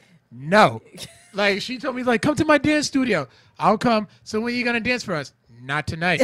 It's like, why not? That's why- the only I've reason been why she retired is since I was 18. No, she always makes me come. I'm like, listen, I've been retired since I was What dance 18. Studio. Dancing Spirits in Pawtucket. Nope. Never Oh, heard of it. great studio. But yeah, shout outs to Kelvin, by the way. And yeah, and of course I always end up doing it. She made me do it at her birthday party. So I mean, it was a birthday party. I guess I kind of had to. Did you get her a gift? See, that's why you had to do it. I guess. compensation. Yeah, that's what that was, and I mean, And you would have had to do it even if you got her again. Oh, the videos. Oh, there's videos online of that from that day. Oh my god! So I hit a couple of windmills. People liked it, but I was just like, yeah, I got up and limped for 3 days. Sounds like my times at Carnival. You dance so much during the damn streets, you're all worn out the next day. Exactly. So I mean, in a way, I was always into that monogamous life. You know, I went through my thing. I was always into that monogamous life. So I was, in a way, I was always soul searching. But I just had a lot of failures. I've had failures. Indeed. No, I'm kind of. You're supposed to. That's how you learn. Exactly. If you're not failing, you're not learning. Exactly. They're not losses. They're lessons. So I mean, at this point in my life, I'm definitely soul searching. I feel you. It's the time. Yeah, It's the time, especially with this dating scene. Yeah, it's awful. It's scary. It's awful. Especially one reason I hate online dating is I watch entirely too much catfish. Oh yeah. Oh. But they are. But the ratchet. thing is, they are like ratchet on ratchet. But on the thing is, ratchet. I love catfish. I love it. I love it. I love seeing the end result. Like, it's to the point where I watch it with my clients. Wow, I can't even. Well, I mean, And they definitely they love it too. Especially that "What About Ramon" Yeah, there's episode. something going on over here, huh? yeah, with Facebook. Yeah, the live feed. I tried sharing it on your page. You didn't like. Yeah. Yeah. Wow, that's because my page is so damn private because people like to stalk me. Yeah. For those who are Just still kidding. Get it? Yeah. I'm just Get it? kidding. No, I'm just kidding. Please don't stalk me. It's not that type of lifestyle, like, at all. I can't. There's been so many people on my block list. Let me tell you. Yeah, for those who are listening on our SoundCloud, I am in the process of restarting a new Facebook live feed. So let me see, episode. So I will upload the episode with the complete audio later on tonight. Okay. So That's why I be listening to you guys so late night. By the time you post it, I'm like, oh, good, I'm sewing. It's just. By the way, listening. oh my God, your email for when we did our Empire review. yeah, that was fine. that really was. I know, I watched it. Like, I think that was the one I was listening to too, and I was like, oh my gosh. Oh yeah. But And we are in the process of going back up on Facebook Live. Yeah, Our- Empire okay, State we're will be coming back. right? Yes, it's coming back this month, September 26th. Yeah. That's all right. What else is going to be coming back on TV? How to Get Away with Murder. Oh, I can't wait. Oh, invite me back for that. Oh yeah, yes. I never watched that show. Oh man. Oh no, You- he's in the box. He's in the box. Something you haven't watched? Yeah. Oh man, you got to get on that horse, man. That is on your to-do list. Yes, the first 3 seasons are on Netflix, my Yep. friend. No excuses. Okay. Yeah, but yes, Oh, no, what about Black Mirror? Do you guys watch Have you seen Black Mirror? I haven't seen I have it. told you about Black Mirror so You many did. times. You did. I haven't seen it. I'm guilty. You would like Black Mirror, but then Okay. again, you wouldn't like Black Mirror Why not? Well, what's with because it the... would freak you out. I mean, I've seen some freaky deaky stuff. Yeah, you did. Watch it overnight. Oh, speaking of freaky deaky movies, I really recommend checking out The Neon Demon. Neon Demon? What is that about? Oh my God. Oh, you man. I overheard you talking to Paul Jenkins yesterday about this movie. Yeah, it's a really good movie. Have you seen the movie Drive with Ryan Gosling? Yeah. Yeah, it's from the same director, but this one's like totally different. It's about this young girl who's trying to make it in the modeling industry, and she encounters some some really weird and really creepy stuff like on her journey. Like I don't want to spoil anything, but there's some like I don't want to spoil anything in particular in the film, but there is. Is it on Netflix? I don't think it's on Netflix yet, but there is a necrophilia scene. No, stop. Yeah, and it was. Is it like American Horror Story necrophilia, where you're going into a furnace and you're having sex with a dead body? Not No? quite. It was on a slab in the coroner's office, but That's crazy. yeah, it's pretty cool. What is so sexy about that? Like, I would need to speak to somebody. Obviously, they might not want to talk about it, but like, what is the interest in that? I have no idea. But Unless that's how people act when they're having sex with you. That's horrible. Wow, if it's that lousy. Yeah. But I don't know what this is doing. But yeah, since we're back on the feed, like we were mentioning before we got cut off, Issa needs to, get her life, because when you're rocking the mic, what do you expect is going to happen? And to be fair, if a guy gives complete warning beforehand, like, hey, I mean, are you willing to swallow? Yes, no, okay, Well, cool, that stops good the to know. pregnancy thing. I know that. Yeah. So now that we're back on, now we're back to the actual show. I just want to know, for each character, what do you think? What's your predictions now? Because we're getting to season 3. Okay. Yeah. So, I'm thinking Issa and Daniel, they're not going to go anywhere. I don't think they're going to go anywhere, because she's not feeling him like that. And he's just a little too, he's sweet. He's a sweet guy. And it sucks because he's a sweet guy, but he's a hot sweet guy. But still, he's too sweet to her. She needs a cavity. She doesn't want the sweetness. She wants the aftermath of what happened. She wants to be treated like crap for a little bit, or, made to work for it. Yeah. That's what I'm thinking for Issa. She's still going to be on her hoetation, but she's depressed. Molly, I hope she moves to wherever she's on move, like into Was it a Chicago better. or something like that? I thought it was like, well, they're in LA now. Yeah. So where is the other guy? Oh, he's in Chicago. Yeah, She's in Chicago. I hope she goes over there, but she's not going to be happy. She's not going to be. She will continuously be dissatisfied because she's not satisfied with herself. Yeah. Lawrence. I don't know. I don't know where that's going to go. Like, the way that they ended it, it was kind of like they're at a good spot, but, like, I'm feeling like he's going to phase out. I think they're still going to... He's too significant of a character. Listen here with your boy crush, okay? Why it gotta be all that? I just have to think he's a good character. Well, I will say, I will say that I wasn't really feeling his coworker Aparna. Cause I thought she was really cute, but she was a thug. Yeah, she was like, tough. pull over. Yeah, she was tough. Pull over. No, we're not gonna. Nope. We're not gonna have any of that. Pull over. No. Issa calls right at that moment. She's like, "Yep, bye." Yep. There's your piece of shit right there. I remember that. Well, plus she is the workplace thought, though. Is she? Well, she only slept with one. She only said one guy. Well, so I mean, and it was the same guy. The fact that she decided to get up with Lawrence is because they would just happen to be able to talk. The communication was good. Yeah, and he was attracted to her, I guess. So. Oh yeah, and plus I think it was more so her cavalier attitude about. Oh yeah, I mean we slept together. You can tell she's from Brooklyn. She was not playing She's like New York head, big time, So for her, getting up was just nothing. She was like, yeah, we were really drunk every time we got up. And every single time Lawrence's insecurities would pop up because of what happened with Issa, which he helped happen. They were both part of that. So he just... And then he kept seeing Issa everywhere. That's creepy enough. At the marathon? Yes. Yeah. But I like how they did that time lapse so everybody saw what happened within the 30 days, with Molly, with Issa, and then what was the last one? Just 30 days in general, so I guess they played it all together. No, it was Lawrence. 30 days with Lawrence. Molly, Issa. Then Issa. Yeah, but there was.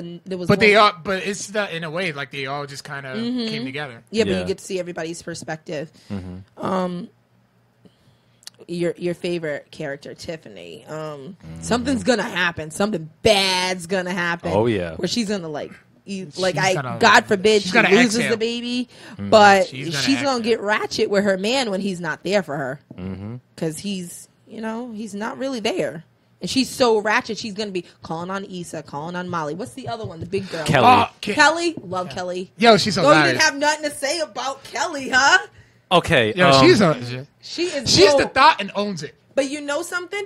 Big girls can be thoughts, too. You can get it, Kelly. Oh, yes. You can get it, Kelly. I mean, she was getting fingered in the table when they went. I know. Wasn't that the weirdest moment where everything just went quiet? And then looking around, I'm like, what the fuck is she getting?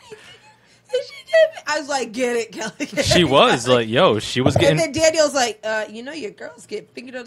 And Issa's like disgusted. And eat your waffle and act like the shit didn't happen. Like, hey, chicken and waffles and finger banging.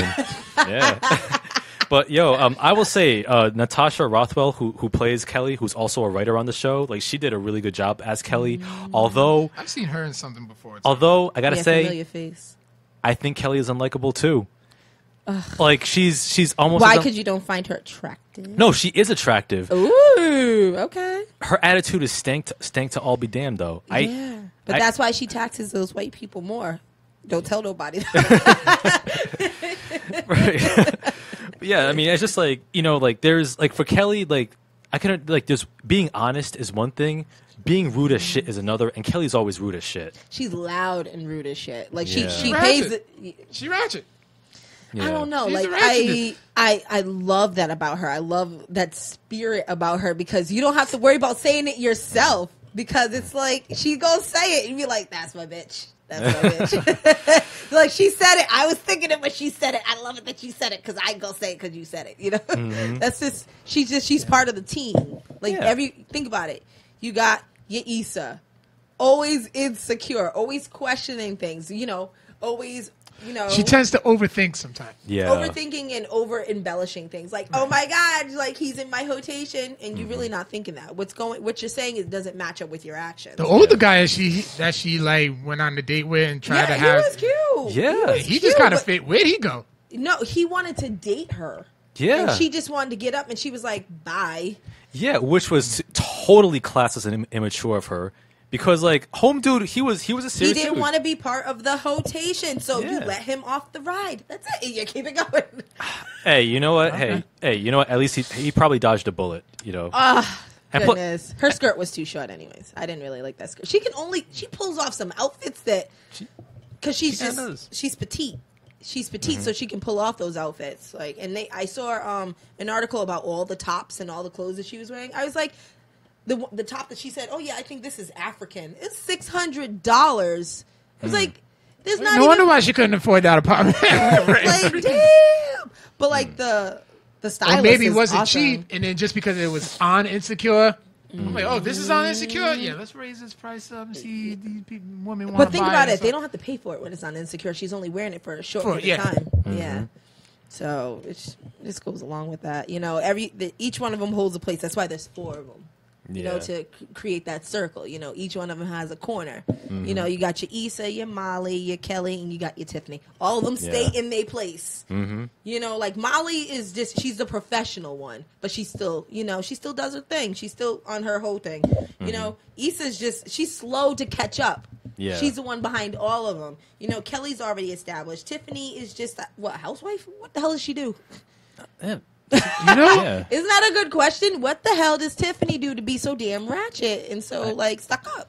Yeah, I don't know. I don't know where she works. No, didn't she have like an art exhibit or something like that? Yeah, I remember that. Yeah. So she does. She's a curator. Yeah, I think so. Yeah, that's her job. She's in the right position to be bougie. Tell me she's not. She is. Right? She is. She's surrounded by all. She has all these art shows, and she's bringing in bougie people. Molly is a lawyer. She has a right to be in that mindset. She's looking for somebody who can get up to that standard. Issa works for We Got Y'all. Yeah. Non-profit. Okay, did you guys get a good laugh in where Issa's friend got the promotion? Oh, and then the guy in the room, he was so devastated. He was so petty. No. I'm not doing this. Like, fall back, dude. Like, not even Issa got that thing. Like, I thought she was going to get fired. Yeah. For the segregated. Yup. But I will admire Issa for that, for throwing herself under the bus just to get her. She didn't throw herself under the bus. She threw the whole school under the bus because she did not back up any of those children when that principal thought that it should be one-sided. Yeah. She completely made an excuse and made it seem like the it was numbers were coming in, yeah. Mm-hmm.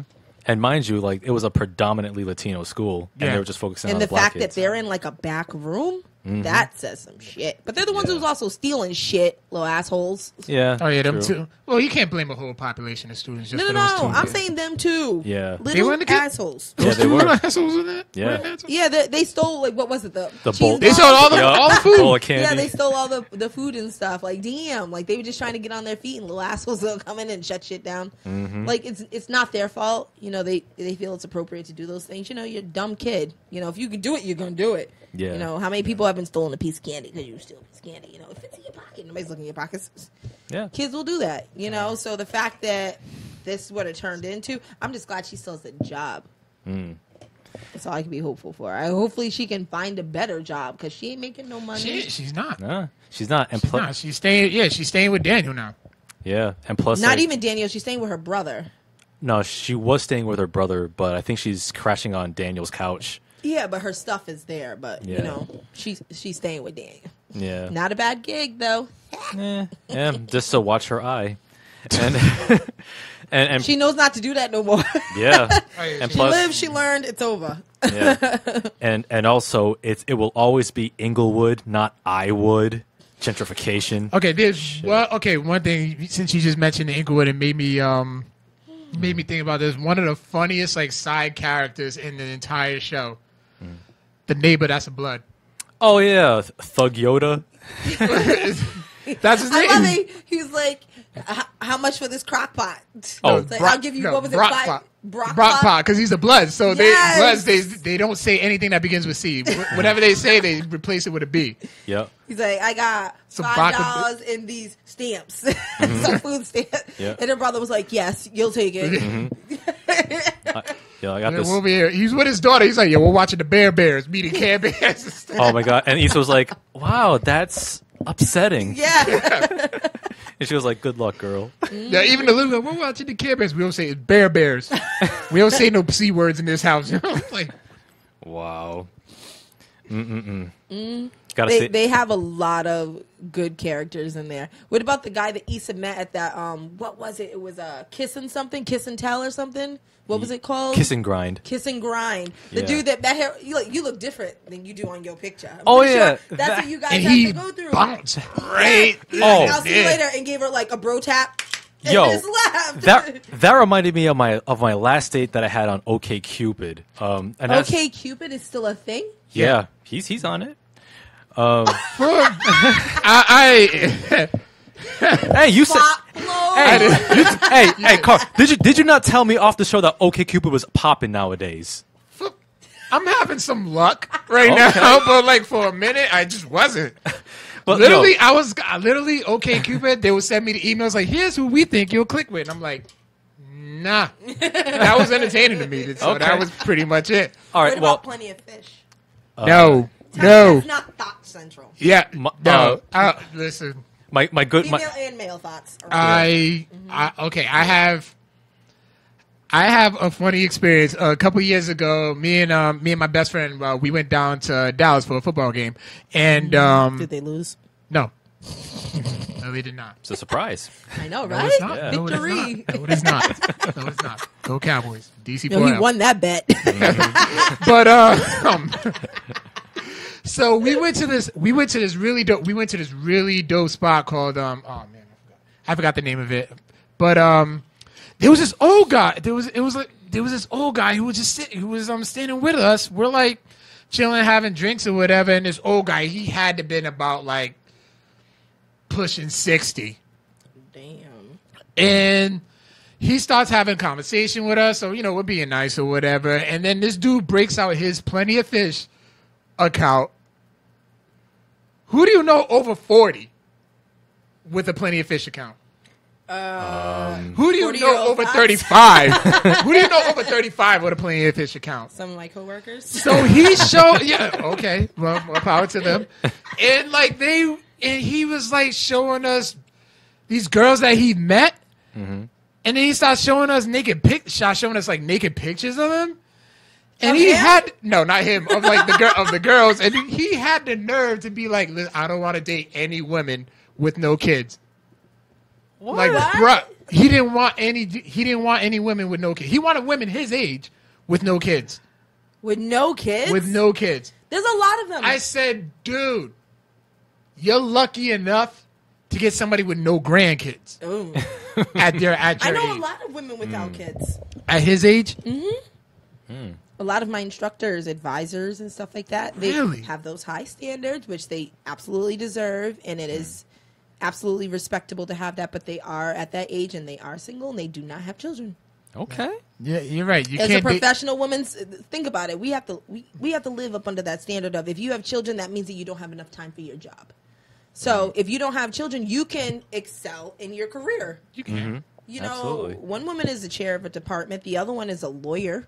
and who happens to have her own office where she works with a lot of the students. She's like a counselor at the school too. So Yeah. you know, that's just how it goes. Sometimes it just doesn't fit into the reality that not everybody's going to have kids, which is okay. Oh, yeah. Because there are a lot of little shits out there that aren't being taken care of. Yeah. It's not nice, but Hey, It's well said. it's It's the true. truth. It's the truth. it is. Real talk. It is.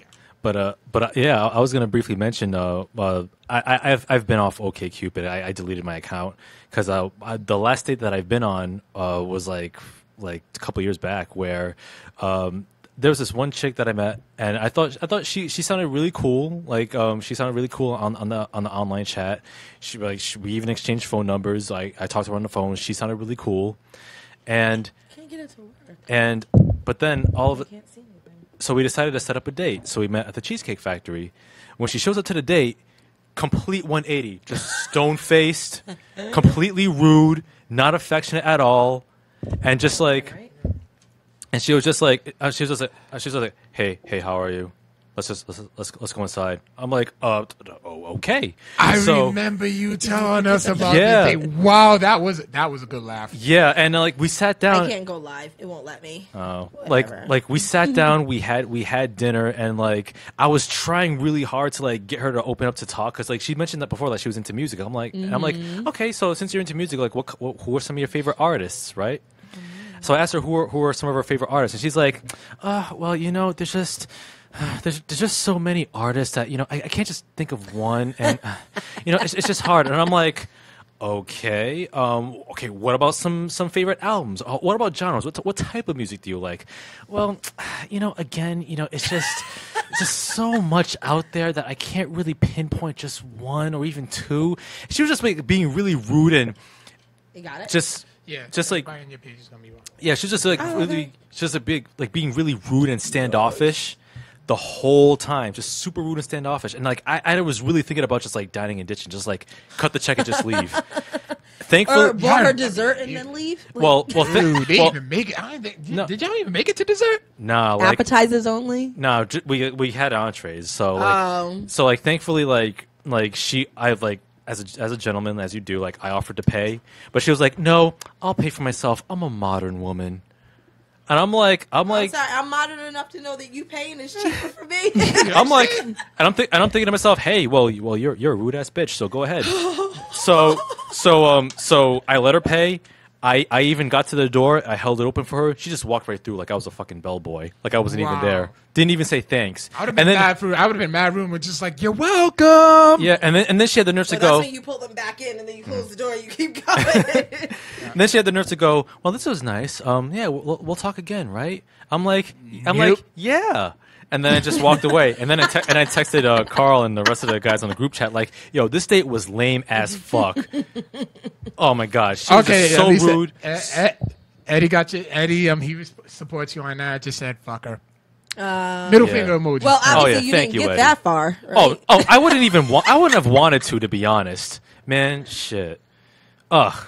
Just horrible. Just an awful date. Just so standoffish. It was the worst that I've ever been dude, on. you just went into a dark space. Thinking about You did. Okay, Cupid is not okay. it's not. It's a rare. I mean, It's not, It's but rare. again, it's like a necessary evil. I may have to go back on because that's the only, how else am I going to it's meet women? entertaining. Go leaving out. your house. I do Yes. leave my house. Leaving but your house and I've getting told away you from the plenty of video things to games. do. I said, bruh, go to. I was like, listen, just go to just a nearby. I recommended you some nice spots. Yeah, and I've been And to a go few on, like nice I spots. said, listen, go to 10 Rocks and Happy Hour. I've been to 10 Rocks at Happy Hour. And When? Oh, I this don't is even like- know what 10 Rocks is. Oh, it's 10 Rocks is an amazing Cape Verdean spot. Ooh. They have Yeah. live music in it. great In drinks, Pawtucket. great tapas. So how did you not meet anybody there? Well, I went by myself, and mind you, You're porn. I was sitting at the bar drinking, and Did you? All you had to do? Did you engage with anybody? If you see somebody you like, just say, "Hey." Tell the Not bartender- even somebody you like, somebody you didn't like. Those are the best people to talk to because you're easily being able to step away from them once you find somebody you do. Don't Well- you know that being with somebody, talking to somebody who you're not interested in, leads somebody else who's interested in you because they're looking at you like that dude needs help. Let me go over and help him. Let me go talk You to just him. gotta He looks a little say, interested. Hey, bartender, buy her whatever she's drinking. Well, here's the thing. That's why I need a wingman. I can't. Maybe do it you alone. need a wing woman. Yes, I need a wing woman. A wing somebody. Because think about it, men are more attractive when they're with somebody else. It makes you look unattainable. But then once they find out that you're single, they're like, "Oh, really? Can I go talk to your friend? Yeah, please go talk to him. Go Yes. now. But my thing is that like I'm not the type of person that like He's taking applications for a wing person, by the way. yes. But here's the thing, like Our schedule's just yeah. they do. Like I know our schedules are not on the same accord, but like nah. I'm not like for me like I'm not the type of person that can just like go up to a complete stranger and just like chat Well, him then up. play the role. I- Play the role. I- You're not always supposed to be comfortable. This is not a comfortable time in life. You have to get out of your comfort zone to meet people. I've been out of my comfort zone. I've been to singles events. Singles events is not a comfort zone. I That's know. a trap. It's not a trap. It is a trap because what'd you leave with? Unlocking some slave? This ain't 12 years a slave. This ain't due north. Come on. I'm just saying, just because you're North doesn't mean there's not Speaking slaves. of due north, sorry, that show looks I horrible. came across a status in one of the nerd groups that I'm a part of. I think the one that you put me into. Yeah. But it was like, would you actually like an actual due north show? No. No, but you know why the I show's hate called that slavery. Due North, because you don't want to be a slave. You're trying to be due north. Oh man, there was so many zingers in there. Like Michael Jai White. I hate slavery. Okay, so it was Michael Jack White. Yeah, it was. Like, I was watching. I was like, is that him? Yeah. Yo, big ups to Issa for actually like pulling these big stars like Regina King. Yeah. And then and Eddie says, "Careful, Vic. Afton will pimp you out." hey, listen. You know. I mean, hey, I'm not opposed to being hoed out as long as it's safe and consensual. Okay. Yeah. I can deal with that. Yeah, but like I said, for me, like I need a wing woman or a wing man because like I'm not the type to like go up to a complete You are stranger by too myself. shy, and you need somebody I who am- will whoa, push whoa, whoa. you out of your comfort I am zone. not too shy. I am not too shy. If you're not willing to engage you- with somebody you don't know, you are too shy. Shy. You're very shy. I'm not a very shy person. Yes, you are No, I very- am not. Yes, you are. No, I am not. Okay. Prime example. No, the This fuck was I am not. Yesterday, Yeah. dude, when we first met Paul and Joe from Aftershock Comics, you're like, "Hi, my name's Victor." What do you mean? What is Codex that? my podcast. You was a bit timid. I wasn't timid You was timid enough. You eventually got comfortable. because listen. Here's the thing, though. Don't tell me to show up at a fucking venue at 5:00 when you're gonna show up a half hour late. Dog, there was an accident on the highway. I don't give a shit. I was trying. Dude, I was trying. I was so pissed. I'm like, yo, what the fuck?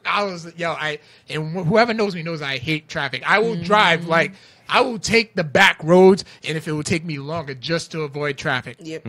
That's just the type of person I am. And That I stop was and like, go yeah, is horrible. It's Yeah. especially when you're in a hurry, so your adrenaline's going, like you just. Oh yeah, Eddie says you can't be going to singles events nowadays because it's by kids for kids. Yeah. Well, not the one that I went to. It was basically like 25 older. So that's where Okay, the that's locks fair. around their necks and stuff, right? Yeah, lock and key. Well, you did do sci-fi speed dating at Comic-Con. He's setting slaves free, people. Watch out. Man, no Django and Slaves to online dating. man. But yeah, I mean, like I said, I'm more of an introvert. I like to lay in the cut, like to be observant, and then I come out, once I get that little push. But I'm not gonna do it by myself. You need a push. I just said that. Yeah, exactly. I just said that. But I'll be goddamn if I have to do it all by myself. Fuck You that. need to. Well, guess what? Your wingman's not going to be in your relationship with you. And besides, I'm not gonna be the old guy at the club. I'm You're 30, not. How?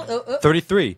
I'm not gonna. Please. Well, I'm gonna show up. You're a baby at the club. No. Well, I'm gonna do. Certain clubs. Yeah, I'm gonna show If up. Well, you're I'm just 30, gonna if you're tell you- 33, if you ever, and this is a promise to me, and this is on record, if you ever come up to me at your age saying, "Yo, I'm thinking about going to Club Ultra," I'm not doing as that. a Or friend- Coliseum. as a friend, I'm punching you in the face. Why would I do And that, you're gonna man? Thank me for it. F that. Run into one of my students. No. But yeah, man. I mean, hey, I'm taking applications for wing women and wing men. I just need that little You boost. do. You just Eventually, you need a my- confidence eventually. booster. Somebody who's Yeah. going to amp you up like, yo, she's looking at you. She's looking at you. How about this? Have you met Vader? As soon as somebody says that about you, they'll be like, Vader, is that really your name? That engages somebody to find out more about you. Okay, right. Because if somebody called you Vader, it'd be like, why the fuck do they call you Vader? And that starts that's an icebreaker right there. And I'm a very good wing person, so maybe we'll go out one night. We'll go out and I'll help you out. All right. And we'll bring Carl. So Take it to 10 Rocks. Yeah. Cool. Okay. Take it to 10 Rocks or the district. Oh, the district. I know the saxophone player who plays there. His name is Mike Rollins. He is I've heard of him. Fantastic. He played at the fashion show. He's affiliated with Donahue Models and stuff. He's always at our events and stuff. He's usually like our saxophone player, but we have another one that plays what was his name? Something with an E. Young kid. Really good with the saxophone. But he talked a lot. He was really sweet though. Really, really sweet. Like he was good like background noise for like what's going on and stuff. Like he was just a young Paulo kid. Jr. is real good too. I never heard of him. Really? That's my dude. I'll send you a video. Okay.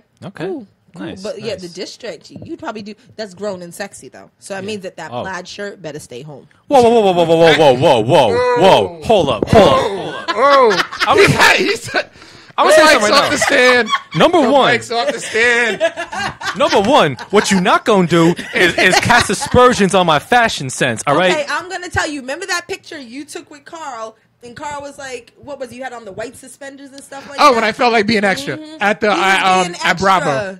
At Bravo? We went to Bravo. Yeah, and you were standing next to another dude with a plaid shirt on. Guess what? You were standing next to another dude with a plaid shirt on. Everybody was looking at those white suspenders. Everybody was looking at the dapper shoes. You're wearing a plaid shirt. You're a little too old for a plaid shirt. Hold on. You can't class It all up depends this plaid shirt. Not a short sleeve plaid shirt. What do you mean? You can upgrade. You can go. This is an upgrade. This is that is not an upgrade. Yo, listen. Talk to Carl. Listen. But This if is one hell of a upgrade, that was your upgrade when you were in your 20s. You need to upgrade to your 30s. Hold on, Afton. I'm gonna tell you something right now. Hold up. Coming soon. I'm gonna tell you something right now. You can ask Carl. My fashion. What at this time last year was motherfucking woebegone. Well, then you need to upgrade this time this year. I upgraded when I upgraded my fashion last December. It was mad substantial. I got a substantial upgrade. I'm talking like better brand names, better brand shirts. And number one, this ain't plaid, okay? I know what plaid looks like. This isn't motherfucking plaid. It is plaid. Okay. And that shirt. Energy drink. And let me tell you something right now, Afton. That purple shirt that I had on at Bravo at Crystal's birthday party was on motherfucking fleek. Did you get a number?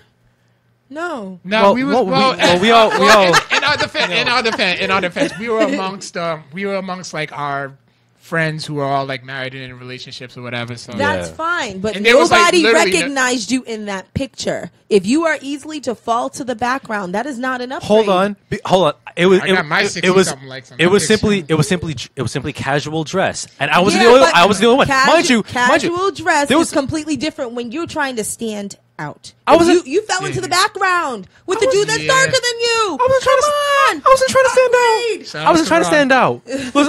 Listen. Okay. Hold on. Look up that picture and you tell me where you are. Tell me that it doesn't look like one giant plaid shirt for the two of you. Okay, number one, I know what plaid looks like. This isn't plaid, that okay? Is plaid. This isn't. She's a fat. All right, well, whatever. Trust but you me, know what? I can measure down that shirt and remake it for you, and guess what? It's still plaid. I'll tell you what. After the show's over, I will have you take a look at my wardrobe. Okay. And give me your honest assessment. Okay. Because I'll tell you.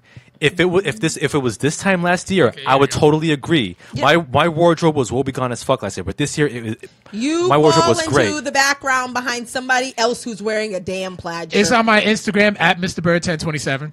Okay, it wasn't a purple shirt. It was like the gray one. Exactly. You couldn't remember what plaid shirt it was. Wait a second. Look at TJ with his TJ had to play white shirt. You see why he's in the back? He doesn't qualify. He stands out. You see that striped tie? You see that nice blazer? You see that hat? Where are you? In the plaid section. Let me tell you something. Yo, TJ stands out way less than I do. I stand out way more than him. Nobody's talking about him. We talking about you. So if you think you're going to get over here and pop off Eddie said he's going to throw it all out. Let me tell you. Joe, the mic stance is coming up. If you want to stand out and you actually want somebody to help you in your sex journey, plaid shirts got to go. Wow. They need to go. You are a grown-ass man wearing a short sleeve plaid shirt, and it is plaid, by the way. Okay, so Okay, I will say this. There is a time. Okay, there is a time and a place for to wear plaid. No. That time, that place, wasn't it. All right, let me say something right now. You want to cast aspersions on my fashion? Okay, that's one thing. Let's talk about my man's right here. Well, what about this? Do you see what he looks like in this picture? We're not talking about this picture. We're talking about right now. We're talking about right now. I'm doing a nerd podcast. Okay, I'm gonna wear a nerd shirt. Shout outs to The Steve only Weiner thing a couple weeks ago. he needs to change is that damn hat. I It's know. not happening. All right, It's faded too. Well, Woo! It was in my. Well, you bag. know what? Yeah, it is.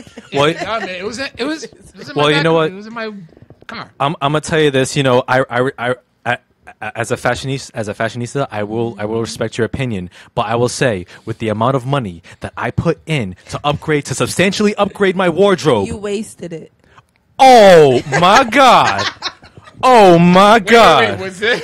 Oh my god! Was this shirt part of the December upgrade? Yes. Oh. Let me say something right now. How much did that shirt cost you? Because I can tell you could probably go to Marshall's, get one cheaper, and looks better. No. Let me say something right now. This St. John's Bay, straight from JCPenney. All right, right here, blam, right here.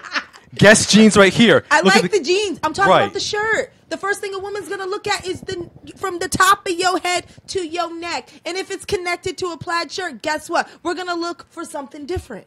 You don't stand out. You fall into the background. And this is not what you want. If you want to go out and stand out and actually have a woman see you through a group of people, that plaid shirt's gotta fall. It's gotta go. That night when I was getting dressed, my roommate's like, "The hell you?" I'm like, "What are you dressing up for?" I'm like, "I'm going to a dinner party and all that." He's like, "Why you dressed like that?" Feel like being extra. Mm-hmm. You got to be extra. He stood out in that picture. I saw him first. I like the tie. I like the parallel lines on the tie. I like the white suspenders. I like the white belt. But you are all the way in the back. You don't even want to be seen. That's not what you want. You want to be right where he is. In the front line. Don't put yourself in the background because you deserve better. Plaid shirt. Coming soon, a Code Extra. Fashionista. Oh, can I take him shopping? Afton O'Neal takes Victor shopping. Ladies. We got the camera for it too. Oh, trust me. GoPro, right? You Yeah, got a GoPro? listen. I have a DSLR. Oh, Yeah. Listen, his video all right. clip is on I've point. got a- Check what out is our it, Code. video? Check out our Code Extra. That's up on our YouTube. Mm-hmm. It's gonna be pop. It's Yes. popping. You just let me know the time, the place. I'll be there. And we'll go shopping. Tape. Even Evan's like, tape that. Ladies and gentlemen, agree to disagree. What do you think of my fashion sense? Or send your fashion tips to codexprimepodcast@gmail.com. Send your compliments. Let us know. Don't force a compliment on a plaid shirt. Don't do it. Let us know how on fleek my fashion is on a weekly basis. Really On need to get- fleek? Yes. You are in a plaid shirt like every week. Not every week. I want you to look back at all your videos and count how many plaid shirts you wore. If it's more than 10, it's too many. And just remember, you have 89 episodes. I love this one. I love this woman. She supports. I love the support. 89 episodes. If you're wearing a plaid shirt more than 10 times, that's more than like an eighth of what you're doing. That means that is most of your wardrobe because you're recycling it. Carl, let's get to the question of the week. All right, yeah, we do. We have gone like way over. This could Wait, I can't wait to listen to this over again tomorrow. This could really like knock off Codex Prime and Chill as my favorite episode. So last week's question of the week: what book would you like to see become a movie? I know last week I said Angie Martinez, My Voice book. Yeah. Her autobiography. I could just see Adrian Bylon playing her. You said a couple, and I completely forgot. Confederacy of Dunces, 1,000 Splendid Suns, and The Mountains Echoed. 1,000 Splendid Suns. Yep. Yeah. I would say that. I'd say the same one. Or what was the first part of that? What was the first book for that? The Kite Runner? Kite Runner. Yeah, that was actually a movie. They did make it into Yeah. a movie. I haven't seen it because I don't want it to tarnish the idea of the book because the book was so good. Yeah. Yeah, I really enjoyed it. So So the 1,000 Splendid Suns, I could see that one. That'd be cool. And Oh, one yes. thing I'm gonna say about Books that turn to movie. Okay, I know a lot of people like Queen Sugar, but it's loosely, and I mean like loose like a hose vagina at times. You know, it's fucking loosely adapted to the goddamn book. Woo! That's some. I can't. Like, I tried to watch one episode and there was no correlation. Like, it just, I couldn't, like, I had to turn it off because it just ruined the idea of what the book had to do. Like, and if you're going to base a show on it, you know, hashtag, you know, Oprah, whatever. It's just, I just feel like there still should be elements that, like, he's got an extra daughter in there. They're like, the father's still alive. Like, it's chaos on TV, and it's like on season 2 now, and I'm like, I can't get through season 1. Read the book, I'm good. Okay, I'm gonna read the book. Thank you for that. Yeah, read the book. Have you seen the show? Nah. Okay, read the book. Okay. Read the book, because then you'll watch one episode of the show and you'll be like, I get it. I get it. Gotcha. Yeah. Yeah. All right, so yeah, we gotta get back. Wow, this is so good. All right, on our Instagram, our loyals, Jessica Concussion says The Night Circus by Aaron Morgenstern. Hashtag obsessively checking IMDb for updates. And she doesn't actually put a hashtag; she writes hashtag. Oh Lord. And then the supervillain John Aponic. While it might be difficult to translate, there's more to it. Okay, while it might be difficult to translate into film, The Alchemist. The Alchemist could be an insane Terrence Malick film due to its locations and magic. I'd also be interested in Sula, or maybe a nonfiction book like Eddie Would Go, a surfer biography. Okay. Have either of you read what are they called? LIT RPG books? It was like first gamer, like. It's an audio book, like it's an Audible book, and it's in that group I connect you to, Kodak Black or something, whatever it is. And it's basically like, it's like a video game, but they turned it into a book. So you're listening to this character go through all this stuff, and I was playing it for my daughter. She's a gamer too. And she was like, I love this. And now they just came out with the part 2 to the book. I'm obsessed. Okay. Obsessed. It's Nice. Let me see what it's called. It's called The Land Founding and LIT RPG Saga Chaos Seeds Book 1, and it's unabridged, and it's on Amazon and it's on Audible. It's really good on Audible, and Game of Thrones book. All those books on Audible. Yeah. Okay. Nice. So good. I can't listen to books. I mean, I listen to podcasts and stuff, but I cannot listen to books because I tend to like, even like when I'm listening to the podcast, I'm like, I talk to myself. I mostly listen to it in the car, and I just talk to myself saying, oh, damn, I should have said this, should have said that. Or if I'm listening to another podcast, I'm like throwing in my opinion, knowing that they're not listening or whatever. Yeah. So that's why I was like, I would do that during the Audible. So this one, I'm going into the video game realm with this one. For all you PlayStation owners out there, which console had the best titles, either PlayStations 1, 2, or 3? I'm going to say PS2. Yeah. I know nothing about PlayStation. Sorry. It's not my You're an my Xbox niche. girl? No, I'm none of the above. If I had to go back, it'd be Sega. Wow. Retro gamer. Retro gamer? Yeah, No like wrong with Atari that. with the Pong. Doop, Oh, well, Yeah. there's a new Atari system. You I know. know, I heard about it. I was like, ooh. Bringing it back. Yeah, I will say the PS2 because it has like the perfect balance of all types of games: RPGs, action adventure, strategy, sports. If you're into that sort of thing, it had like, every genre for every type of gamer. The PS2 had it all. Yeah, it did, and I think it still holds the record as the biggest selling system ever. Yep. Even on top of like the Xbox too? Yeah, Oh yeah, of all time. Hey, That's it was the because first, you know what? PS came out first, right? Yeah, PS2 came out in 2000 in Japan. I remember that was like a huge thing. People were like slashing each other's tires about them. Yeah. I'm on my PS2. Whatever. Yeah. I think it was the first, and it was the first system to actually have like you can play DVDs on it too. Yeah. Yep. Yep, I remember So that. They'd be that- like, I you think a can lot of watch people bought a PlayStation just so For they the can have DVD player, Yeah, yep. for the DVD player. Yep. Yep. I did So too. yeah, And it would play your burned DVDs too. Like. I remember my brother had one. I was like, it plays the burned ones. Oh shit.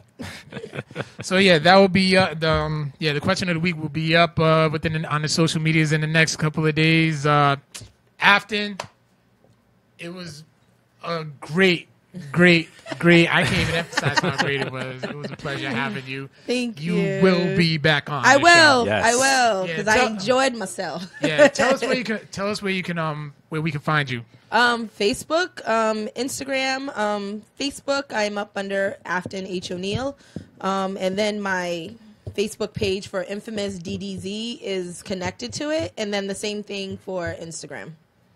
All right, and she's looking for models.